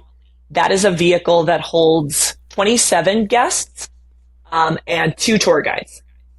So it'll be me and my 12 guests. It'll be you and your 12 guests. And we all meet on the vehicle. We, depending on availability, will go inside of a soundstage. we will go inside of the props warehouse, which is called the Edith Head Building. And we will also visit one of the sets. And on a good day, it will be the Metropolitan sets, which is where they filmed Back to the Future. And the courthouse is still there. And sometimes we get to go to the set for, I know you're going to, as a radio person, you're going to love this, War of the Worlds. That is where Steven Spielberg filmed War of the Worlds. So we still have the plane crash. And I just get to talk about movies and television for basically 2 hours. And I get to make up my own jokes. There was a script, but once you learn the script, you can go off the script. That's what I was wondering, is how much of your tour is like everyone else's tour? Because like my duck tour, I have to legally, not legally, but there are things that they're like, you have to talk about this subject, and this subject. I can talk about how, for the most part, any way I want, and I can make up my own jokes, and I do. Like, they encourage us to have our own jokes. And there's a lot of people just who can't, like, there's history nerds on our tour that tell history and just steal other people's jokes because they can't write their own jokes, and that's fine. We're here to entertain the guests. And I'm wondering, for something like Universal like that, how much of that 2-hour tour is Danielle's 2 hours, and how much of that is Universal Studios 2 hours? So the regular studio tour has what's called mandatories, which I think is what you're talking about. Yeah. Is you have to mention that Bel Air films here. You have to mention, well, I haven't done it in such a long time, I don't even know what the mandatories are anymore. But, you have to mention. The mandatories changed too over the years, right? Yeah. Oh, very much so. I mean, when I started, like one of the mandatories was like, you have to talk about Margaritaville being open on City Walk. What is that have to do with movies? But I mean, it's like a paid commercial. But the VIP, we don't have mandatories. So we can choose to talk about whatever we want. So I'll give you an example. One of the places that we visit is an area called Little Europe. And it's the birthplace of the Universal Monster movie. They filmed Frankenstein. They filmed Creature from the Black Lagoon. They filmed Hunchback of Notre Dame, which, by the way, came out in 1923. So we're talking about 100 years of movie making in this location. It's also where they filmed a really funny show called The Good Place with Ted Danson and Kristen Bell. So if I want to go there and talk about The Good Place for 10 minutes, they allow you to do that. You want to talk about monsters for 10 minutes, you can do that. You want to talk about neither, that's fine. They really leave it up to the tour guide, and they trust us to talk about A, what we're interested in, and B, if I say to my group, like, oh, does anyone here like musicals? And they're like, I love musicals. I'm like, Roger and Hammerstein's Cinderella with Brandy and Whitney Houston right here. Like, then you can tailor your tour to what the guests are interested in. And this is the same with my stand-up, I'm not really good at improv anymore. So I'm usually verbatim. And just like you said with your timing, my timing on the tour is so good. I'll give you an example. So there's something on the tour called animations, and the entire vehicle will drive inside of a soundstage. The walls of the soundstage will become screens. Everybody will put on their 3D glasses. The tram or trolley will drive on top of a moving platform called a gimbal, and it will shake you around, and it will look like you're in the jungle for King Kong fighting a dinosaur. Another animation we have is called Supercharged, and it is Fast and the Furious. Another animation we have is the Jaws attraction. Another one is called Flash Flood. Now, with the Flash Flood, what happens is we do a weather demonstration. So it's thunder coming out of speakers, lightning from strobe lights, and rain coming out of sprinklers. And you're talking and you're distracting the guests, and all of a sudden, down the hill comes 100,000 gallons of water, and we splash the guests. And it's like, the tour opened in 1964. Flash Flood has been there since 1968. So people love this. So I have my timing down so perfectly with my monologue that I know exactly when that water's coming down. I know I don't have to look. I know based on the thunder, based on the lightning, and based on what I'm saying, I know exactly when the water's coming down. The other day, I'm almost ready to have the water come down, and people start pointing up the hill, which is what they do when the water starts to come down. They go, oh my gosh, look. And I go, it's too early for that. What's going on? I look, and in the middle of the road is a coyote. And I'm thinking, these people don't know this, but there's about to be 100,000 gallons of water coming towards that coyote. And so I was like, and then it just like, the coyote was so cute. It like looked at the water and then it just trotted away. Oh shit. But that's how much my timing is precise, is like, I knew immediately something's wrong. Something's different. Like, wow. Yeah, I'm actually going to be envious of your timing because you sound like you're in such a controlled environment, whereas Doctors is not controlled at all. And I am at the whim of my driver and the whim of traffic. Mm-hmm. And honestly, the things that happen I look directly, because I'm a stand-up. I look directly at the guest. I'm looking right in your face because I want to see the look on your face when you laugh at my joke, because I have to, because I'm insane. So I don't look around me rarely at all. Even when I'm talking about something, I'm looking at you and pointing to it because I know where it's at, right? For the most part, I might turn my head a little bit to make sure I'm pointing at the right, the right old State House or whatever. The Parkland Bandstand's right there, But there are so many things that happen in the city around me that other people are like, oh, what's that? And I'm like, oh, that's a homeless person taking a shit on the side. Anyway, back over here to the Boston Common. Yes. I am not in a controlled environment. And my script has to be so adapted to the speed at which my driver decides to go at. And if he decides he wants to drive too fast, now I got to start editing jokes on the fly because I got to keep up with what's going on. I can't go, there was the, Hurley building. Yeah, we don't have it as bad as you guys, but there's definitely I know, I'm envious of you. It seems like a dream. Yeah, but there's definitely times where you look over your shoulder and there are 3 trams in front of you trying to get into Jaws, and that shark is halfway out the water, just stuck. And so you have technicians on site, and you're just sitting in between the Western sets and the Europe sets, and you're like, okay, I'm going to be here for 10 minutes, so I have to stall. And I have that stall material. Some of it is taught to me by Universal, and some of it I've just come up with. Somebody on the trolley in front of you drops a hat. They have to pull over. They have to get that hat. I mean, it's not a perfect science. Yeah, I mean, nothing is, but it sounds like a better controlled environment than the streets of Boston, and I'm happy for you. It is. And then there's sometimes, very rarely, this has happened to me like once, where it's, oh my gosh, there's John Legend. And you look over your shoulder and there's John Legend. And you're like doing that thing where you're like, does he want to be noticed? Does he not want to be noticed? Can I say this on microphone? And then he's like, hi. And you're like, it's John Legend. So yeah, there's like one thing that they taught me when I started at Universal that I'll always remember, and I'll apply this to my whole life, is expect the unexpected. Yeah. I mean, one of the things that drive me the most nuts is, like, it's great that you have that ability to point out celebrities.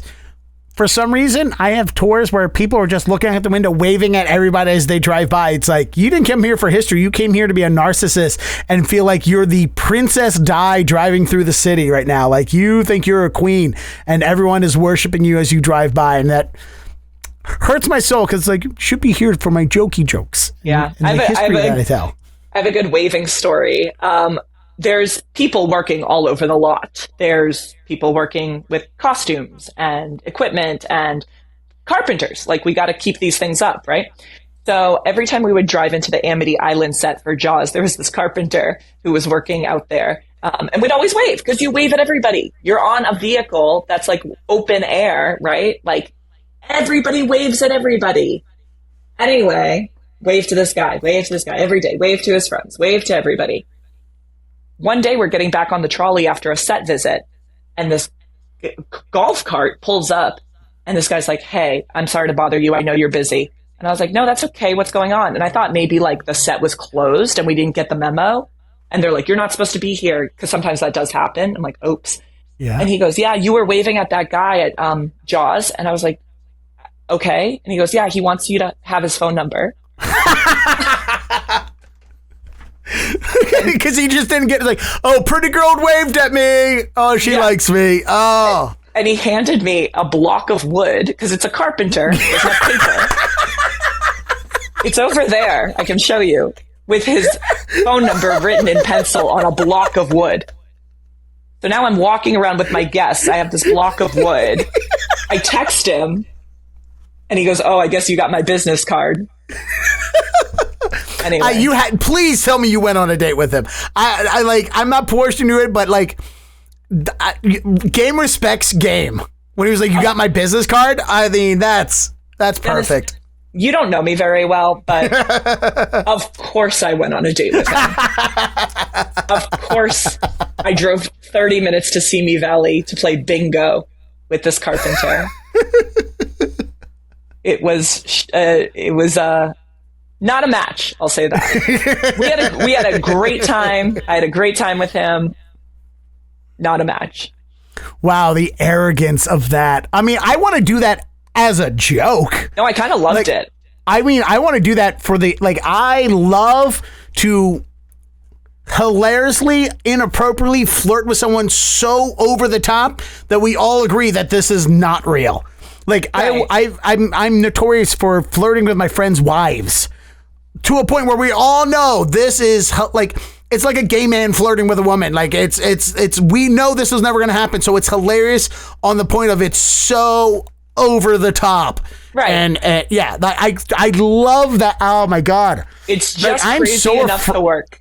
Right. Yeah. But I'm so afraid to like, I've obviously, I occasionally talk to people in the streets, and I would love to do something like that to somebody in the street. But then I know I'm going to get a phone call like, "Hey, some fat, ugly creep from the duck tours inappropriately flirted with me." That's the fear as a man who doesn't date very much and has low self-esteem. But I love that. Oh my God. I'm sorry it didn't work out, because that could have been your one. I mean, it's a great meet cute. It's a great story. How's that not written into one of your scripts yet? Or am I just revealing a script? It didn't happen that long ago. But it was like, yeah, it was very flattering, but I was like, I guess I have to be careful who I'm waving to. But this winter on the Hallmark Channel, she's a tour guide, he's a carpenter. They're unlikely duos, but they made it work. Check out the new movie, Number of Wood, here on the Hallmark Channel. Yeah, I mean, it's definitely a good first impression when you give me wood. Who won it happened with a firefighter too. There was like a day where we got to one of the sets and we were going to go in the props warehouse, and there was a fire truck outside. So I'm thinking like, oh shit, this place is on fire. And I talked to the firefighters. I was like, "Can we go in? Is it safe?" And they were like, "Oh yeah. We have some new people, so we're just showing them around." And I was like, "Oh, do you guys want to come with me? Because like, if you're going to go in the building and learn about it, like I'm a tour guide." And they were like, "Oh, okay." So I take these firefighters inside. We do a lap around the first floor, talk about, Greeking. We talk about like set design, and then we leave. And one of the firefighters was like, "So that was really nice of you. Thank you. We got to go. Why don't you give me your phone number and I'll get you a t-shirt." And I was like, bet. I thought it was going to be a tour of the firehouse, because that's where he sleeps. Well, here's where the magic happens. Would you like to take a ride on my pole? Would you like to light some fires? What do you know about friction? I was like, well, what I really want to do is ride in the fire truck. And he's like, "Oh, we can make that happen." And I was like, God, what the hell? Like, the people you meet on the Universal lot. Anyway. Well, is there, I mean, with duck tours in the city of Boston, there's love and stigma that comes along with it. So I have to put up with that, where like, oh, the duck tours, they're so dangerous, or duck tours, they get in the way, or whatever, they cause traffic, or whatever. There's been plenty of tours where I have to distract all my guests from, "Hey, look over here," and away from the guy standing next to me shouting at me, calling me a colonizer. Like, there's, some people don't have love for the duck tours as much as other people do. But is there a similar way when it comes to some of the people on the sets of both the Universal Studio? Like, is there a stigma for tour guides that some people have toward you guys, both in the city and on the studio lot? I haven't run into any of that. I think that the tour itself is really beloved, and it's something that a lot of people do when they first move to LA. So even when you tell people who are, directors, or like, I interviewed the director of the Golden Girls. He said one of his first jobs was working at Props Plaza on the studio tour. back in like the 70s or 80s. And I was like, oh my gosh, that's so amazing. So like, I think the fact that not to say that Duck Tours isn't, but it's historical, it's a staple, and maybe like just something that people do when they first move here, so it becomes nostalgic to them. A lot of the tour guides took the tour as children, so like they came back and are now living this dream that they always had as a kid to be part of this tradition. One thing that I guess I will point out is that a lot, and I'm sure you find this in Boston with some of the statues and stuff, is that we're talking about people who were not good people. Mm-hmm. And like, for example, Alfred Hitchcock had like a really close relationship with Universal and did like, you know, Psycho, The Birds, and he wasn't very good to the actresses on his set. So some of the tour guides will be like, I'm not talking about him. I'm not bringing him up. And some others are like, well, I mean, separate the art from the artist kind of thing. There was a time where, you know, Johnny Depp was in the news a lot. There was a time where Felicity Huffman was in the news a lot. Yeah. So we kind of have to be aware of what's happening in like the, what is the word for it? Popular culture. Zeitgeist, yeah. Yeah. And kind of edit our tours based on that, because we don't want to bring up, I mean, everything happened with Boeing Airlines. Like, we drive by a crashed Boeing airplane. You got to be aware of what you're saying, and you have to be delicate and sensitive. And you also at what point do we just realize, hey, maybe we should just paint over the name of the plane? Oh, they did. They did. Oh, they definitely did. Absolutely. But you also have to be like sensitive to what people are like. If you're on the tour with people who, I don't know, people share things with you. I don't know if you get this too, but the guests, the things that they tell me, there was a day, I'll tell you this, I was kind of new. I was very new at the VIP, and I was dropping off my guests at a ride called Kung Fu Panda. And I was just with a party of 4. It was mom, dad, and 2 little kids. And they were so sweet. And I was like, okay, is there anyone who doesn't want to ride? And the dad's like, I think I'll sit this one out. I'll hang out with Danielle. Like, okay, off you go. Enjoy the ride. We'll see you outside. So I'm standing outside with dad, and I go, your kids are like so sweet. And he goes, so to be honest, they're not my kids. I'm the stepdad, and their parents are divorced, and they have a really cool dad that's like amazing. And I just want them to like me too. And I was like, oh my God, what is happening? And he just starts like confiding in me. And people tell me we're on this vacation because someone just died. We're on this vacation because we're getting divorced. We're on this vacation because my kid's a Make-A-Wish kid. Like, the things that people tell me that I just have to like the other day, one of my guests was like, my daughter just had heart surgery. She's 6. And most of it I can take, and but once in a while, somebody will tell you something and it will devastate you. Yeah, I mean, I can empathize, because when you're in Boston, it has a lot of universal healthcare in the state of Massachusetts, but also really good hospitals. And you will get people who are taking, I had somebody yesterday do this, and there's a moment in a tour where there's not a lot of things to point and talk about, and I do my crowd work of, so where are you visiting from? Are you here for work or holiday? That's kind of the start to that. That's the blank slate. That's the easy question. And sometimes you get some 34 boring people where it's like, so where are you guys visiting from? Oh, cool. Are you here for work or holiday? All right, cool. So where are you guys visiting from? And you do 34 of those all the way through, and you're like, fuck, this did not go well. Yeah. And then sometimes you'll get somebody, you're like, so what are we here for work or holiday? And the woman went, I'm here for surgery. And I was like,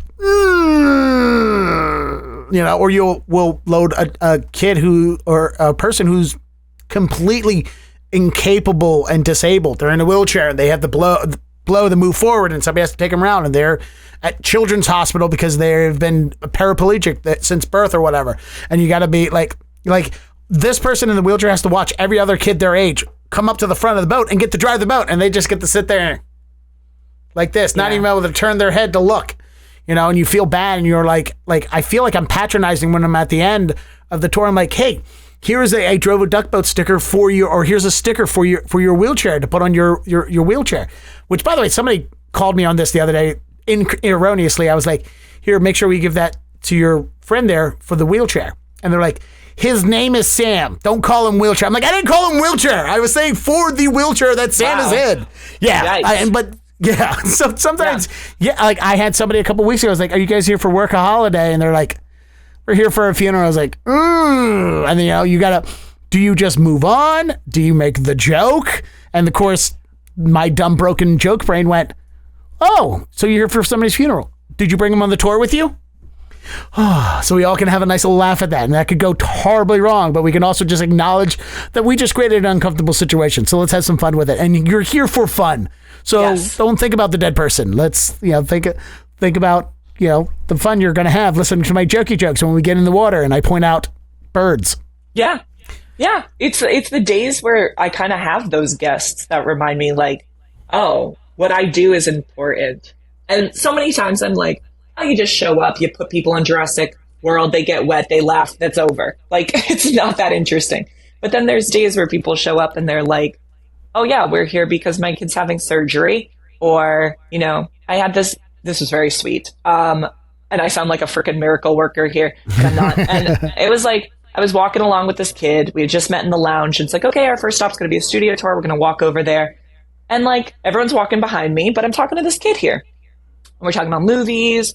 I ask him, oh, Secret Life of Pets. Have you seen that one? Oh, do you like the Trolls movies? I like the first one. I thought the second one was bad. Like, I'm just complaining about movies to this kid. And he's chatting and whatever. And I look behind me and mom is like welling up with tears. And I'm like, what happened? What's going on? And she goes, my son has autism. He does not have conversations with people. Yeah. Yes. I was whoa. I had no idea. That is a heart-melting moment. I've had that review that came back where it's like, my child is autistic. To see them be able to engage with UK Lee was the moment. It was a beautiful moment for me, whatever, this and that. So I know what that feeling is. And there's nothing compares to it. Yep. Especially I don't know. Do you feel like, are you good with kids? Because I fucking hate children. And I'm trying to I'm doing so much better, like dealing with children in general. Like, obviously, I try not to talk down to them. And, I joke around with kids and I have my little dumb bits I do, like, the sound that a T-Rex makes. And I impersonate a T-Rex making a chicken noise and all those dumb things that kids are going to like. Did you, going into this, feel like you were going to be, that you were good with kids? Because I was not. I hate them. Kids. I love them. I think they're so fun. Everybody needs to be judged as an individual. So I've met kids where I'm like, oh my God, get the fuck away from me. You are so annoying. You are so annoying. And then I have kids where I'm like, I don't want to say goodbye to you. I'm like, we've been together for 7 hours. We've done everything in the park. And I just want to take you home with me because you're so sweet. But for the most part, I really, really like kids. I like old people. I like young people. I like people from different countries. I like people who don't speak English. I like people who are in wheelchairs. I like people who are gay. I like every people. The people I don't like is the people who get handed a lanyard that says VIP and they think it means they're a very important person. Those are the people I do not like. I will put up with, if your kid's asking me a million questions, I'm fine. If you need 25 bathroom stops, I'm fine. But if you act entitled to my attention or anything that goes outside the scope of just being on this experience, I'm so over you. Wow. Oh, and you moved into the VIP tour. So yeah, that's like, I am curious for you, do you like the VIP tour more than doing the standard tour? Yeah. So if you're scheduled to work the standard tour, you would do approximately 4 tours a day. So you get on the vehicle, you do your 45-minute loop, you're dropped off, you have a 15-minute break. You do another 45-minute loop, you get off the tram, you have lunch. You get out, you clock back in from lunch, 2 more tours, and then you get to go home. Sometimes it's 5 tours, sometimes it's 3 tours, but that's your day. VIP is you're with these 12 to 16 people all day, like for hours and hours and hours. And so I really like that. I like it because I get to know people. I like it because I get this, and I have a big ego. I think people who work in entertainment tend to have big egos. But the fact that I can meet somebody and 20 minutes later, they really, really like me. And then the next day, I meet 12 other people. And 20 minutes later, they really, really like me. And every single day, I meet people who really, really like me. That does something for my self-esteem. So That's I love good. that. That's nice. Yeah, I feel like I've been talking about this with my trainer and with our friend Dana, who's also a comedian that's doing duck tours, is that I don't know, maybe it's personal perception, maybe it's my dumb broken depression brain or whatever, but I don't feel a lot of the love coming back from guests as I maybe felt last year. I don't know if that's because of the I don't know, election year. I know it's because of the money deficit thing that we're the drought of money. What do you call that when people the money area that we're in, where everybody's doesn't have enough money. Recession. Thank you. That was the word. Recession. That was 3 syllables. My brain can't figure it out. I'm monosyllabic, which is very cruel to monosyllabic people to make the word that means 1 syllable be monosyllabic. Anyway, is that I feel like people aren't willing to put up the shtick, and I don't know if it's them. I don't know if it's me. Like, this is the thing that I've been going through personally, and I've always been a hard pill to swallow in general. Like I'm great, funny and charming for 5 to 15 minutes. After that, you got to make a decision where you love or hate me. There's no middle ground. After that 15 minutes of charm and fakeness, you're either like, I'm on board with this guy, or you're like, I never want to see them ever in my life. And that's how I've kind of been my entire life. I am a very intense kind of person to be around, just in general. And so I'm glad to hear that you are in a place where you're feeling gratified. And that's maybe because you do a tour that is you. Yeah, I said earlier, my tour is very me. Yeah, I'm doing a character tour, so you got to get on board with that character. Yeah, and that character is pieces of me. Although, I mean, I don't have a character. I don't have a ukulele, but I wish I did. Mm-hmm. But I'm not me. I'm not the Danielle you're talking to now. I'm customer service Danielle, and I'm vacation mode Danielle, where people say the dumbest shit to me, and normally I'd be like, what the fuck are you even talking about right now? I had this, and this was the day I learned not to ask questions. I had a guest from Australia. And one of my go-to questions for my international guest is, oh, do you have theme parks where you're from? And then I hear about, Euro Disney, or, Tokyo, and we talk about theme parks from around the world. And she said, yeah, have you ever heard of Dream World? Now, Dennis, have you ever heard of Dream World? Dream World? No, I have not. This was a theme park in Australia. It does still exist, but it was home to the most gruesome, bloody, disgusting theme park death in the history of theme parks. Oh. So I asked her. That says something if it's also Australia, where is the land of murderous monsters. Exactly. Yeah. So I was like, oh, do you have theme parks in Australia? Yeah. Have you heard of Dream World? Oh, no. What's that? He proceeds to tell me in great detail what happened to these people. And then because I'm me, and I love documentaries and all things kind of I don't know, I do then research on it and learn all about this. But in a normal situation, I'd be like, holy shit, that's fucking awful. But I'm at work. I'm in my uniform. I have my name tag. So I go, wow, that sounds very tragic. Anyone ready for lunch? What? So I'm not me. I'm a character of me. But yeah, there's no different than what we do in stand-up. Stand-up is amplified personas of ourselves. Yeah. Whereas for me, stand-up is the real Dennis. Dennis, not on stage, is the fake Dennis. This is the Dennis being held back and being palatable for people. Because otherwise, it would just be this the entire time. Because I spent the first 20-some years of my life doing this the entire time. I literally had a woman I went on a date with, was like, you're too hyper for me. I'm like, I don't even know what that means. So that is when Dennis gets to let loose, is out there.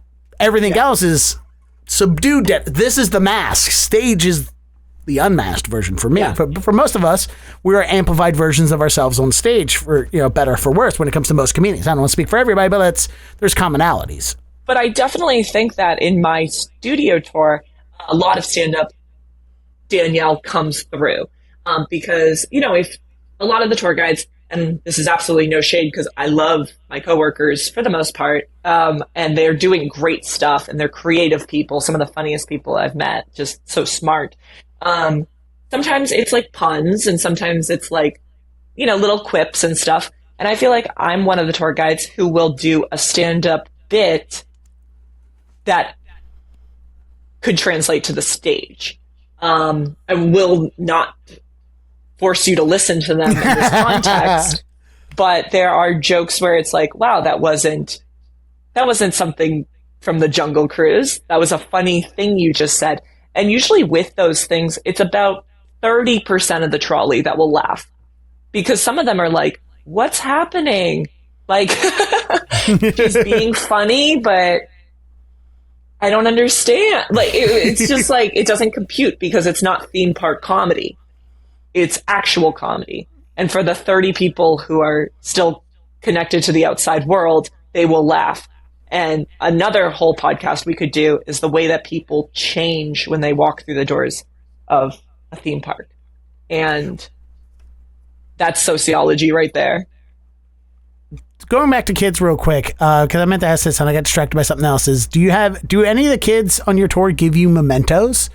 Like, I've been given 2 friendship bracelets by kids, and one kid did a drawing of me.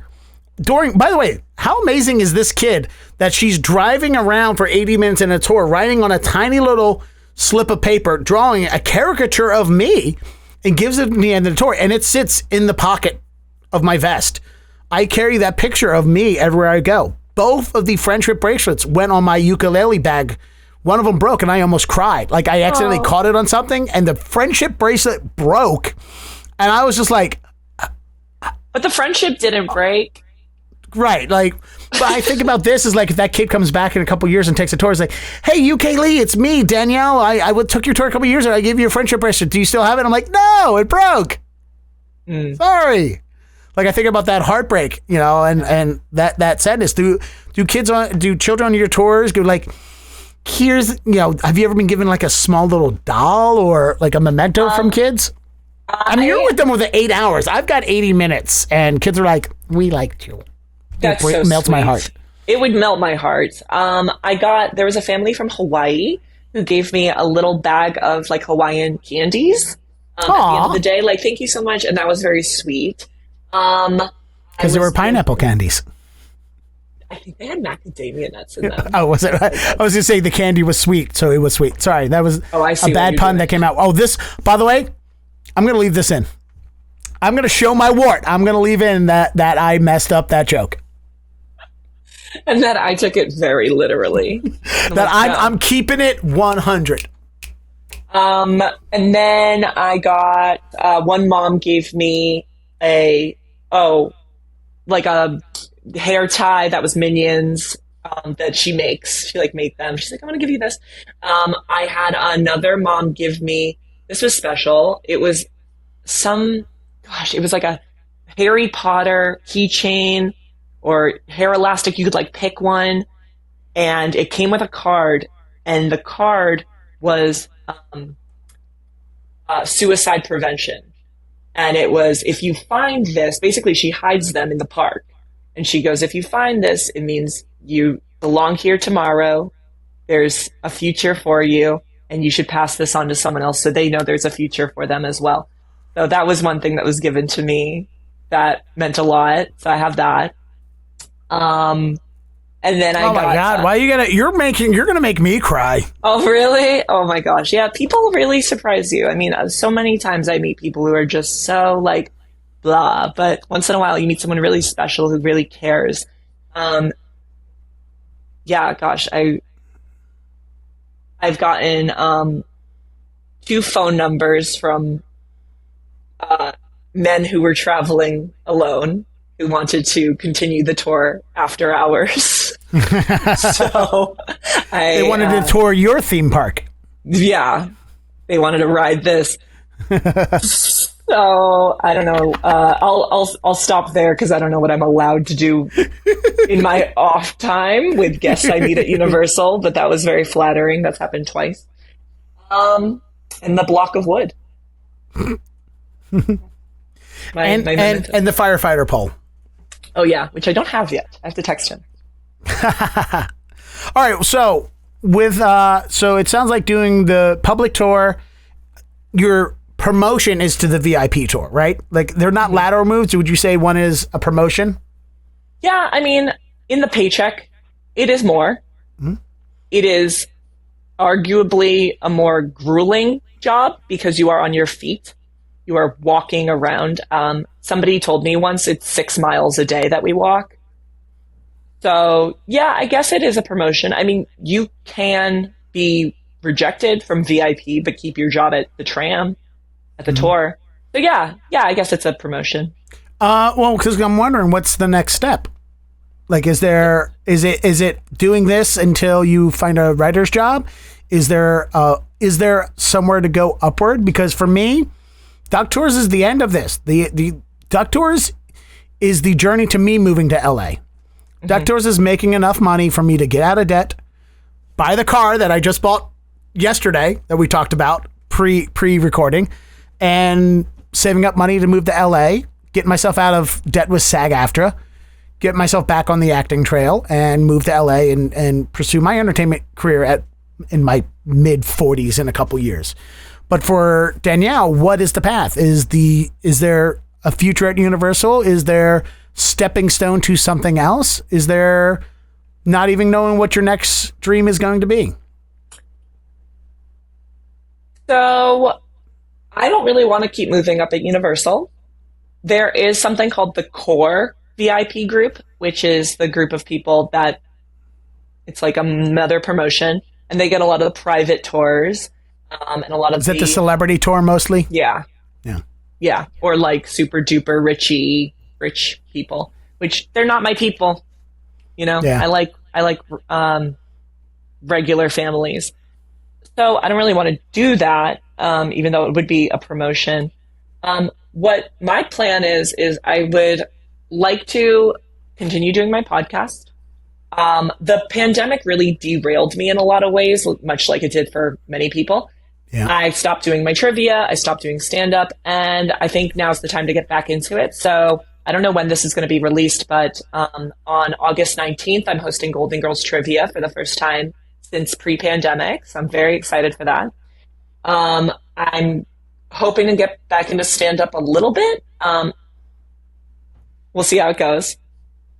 And then continue my writing. One of the things that I did out here that I did not expect to do was I wrote a movie.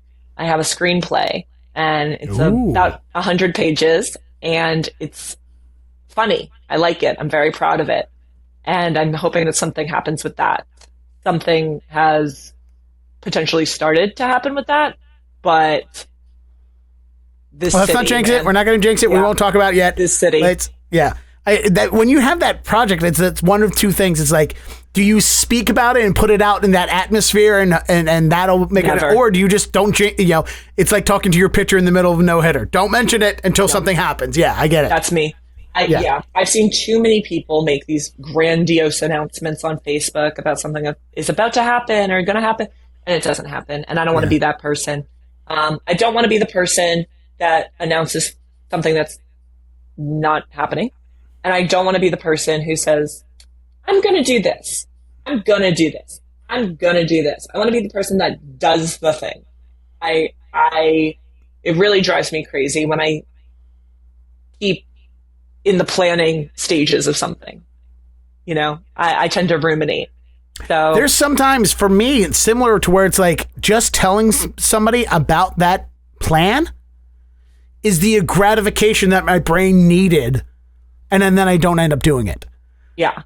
Like I told my dad the other day, I was like, and he knows this about me, but I was like, I have a tendency to sit around and wait for flowers to grow. And I realized that I need to plant some seeds.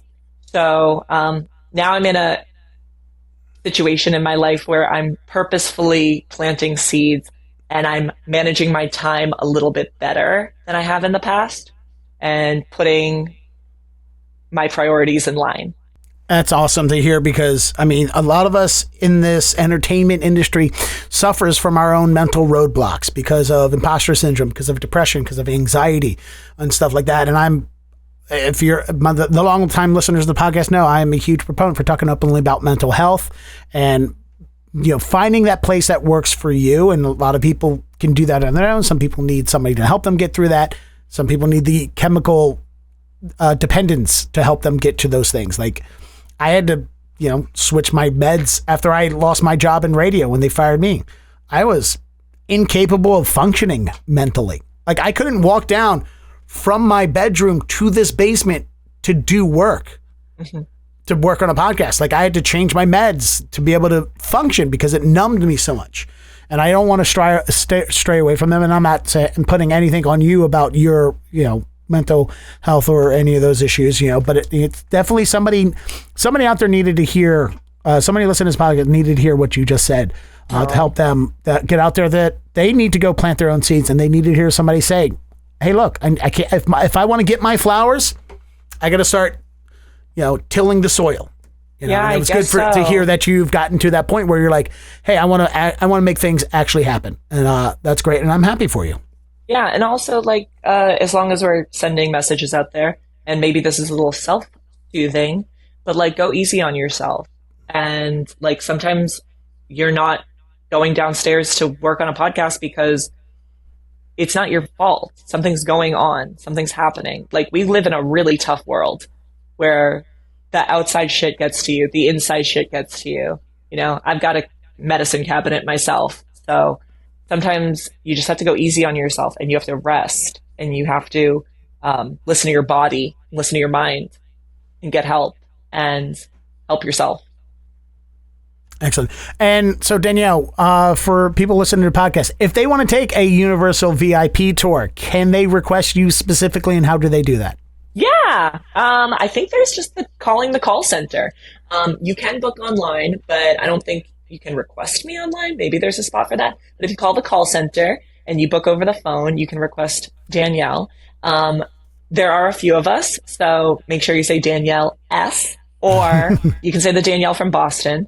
It was funny. There was a day where some guests were checking in at reception, and the reception person was like, okay, go upstairs. You're going to meet your tour guide. Her name is Danielle, but we have a few different Danielles. She's the one from Boston.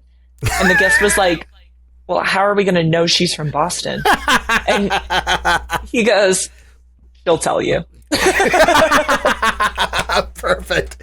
And if people want to watch some of the old Cheesecake podcast and how have you not seen this yet, where can they find all that info and your stand-up comedy? Yeah, so I don't know if anybody wants to watch that. I did during the pandemic, I had a web series called How Have You Never Seen This? And it was my friends coming on and telling me about movies that I need to see because I've never seen them. And we watched some really good ones. Jurassic Park stands out. That was a good movie. So if you haven't seen it, that's a good movie. And please listen to Dr. Cheesecake. That's kind of more my plea. You can listen to it on Spotify, Apple Music, and Libsyn. And I have 4 unreleased episodes. So something to look forward to, but you can also go back and listen to the classics. And of course, they could find everything about the links to your podcast in your how have you not seen this and more of your comedy at DanielleSotoComedy.com. Yeah, and if you want to follow me on Instagram, I mean, it's not really a professional Instagram, so I would skip it, honestly. You don't have to look for me there, but please follow me on Instagram and TikTok at Golden Girls Doc, doctor, DOC. My TikTok is full of really fun videos, fun facts, interviews, clips from the show. So if you're a fan of Golden Girls or classic television, or you just want to hear my voice some more for some reason, then you can follow me at Golden Girls Doc on Twitter, Instagram, and TikTok. Excellent. It was great catching up, and it was really great to hear about your job and how much you're in love with it. And hopefully this winter when I go over to LA, I'll be able to see your tour itself. And when you come back to Boston, you let me know, and we'll be putting you on a duck boat so you can judge my tour. I want to so much. Thank you so much for having me on the show today, and I'm definitely going to take you up on that quacktastic offer. Excellent.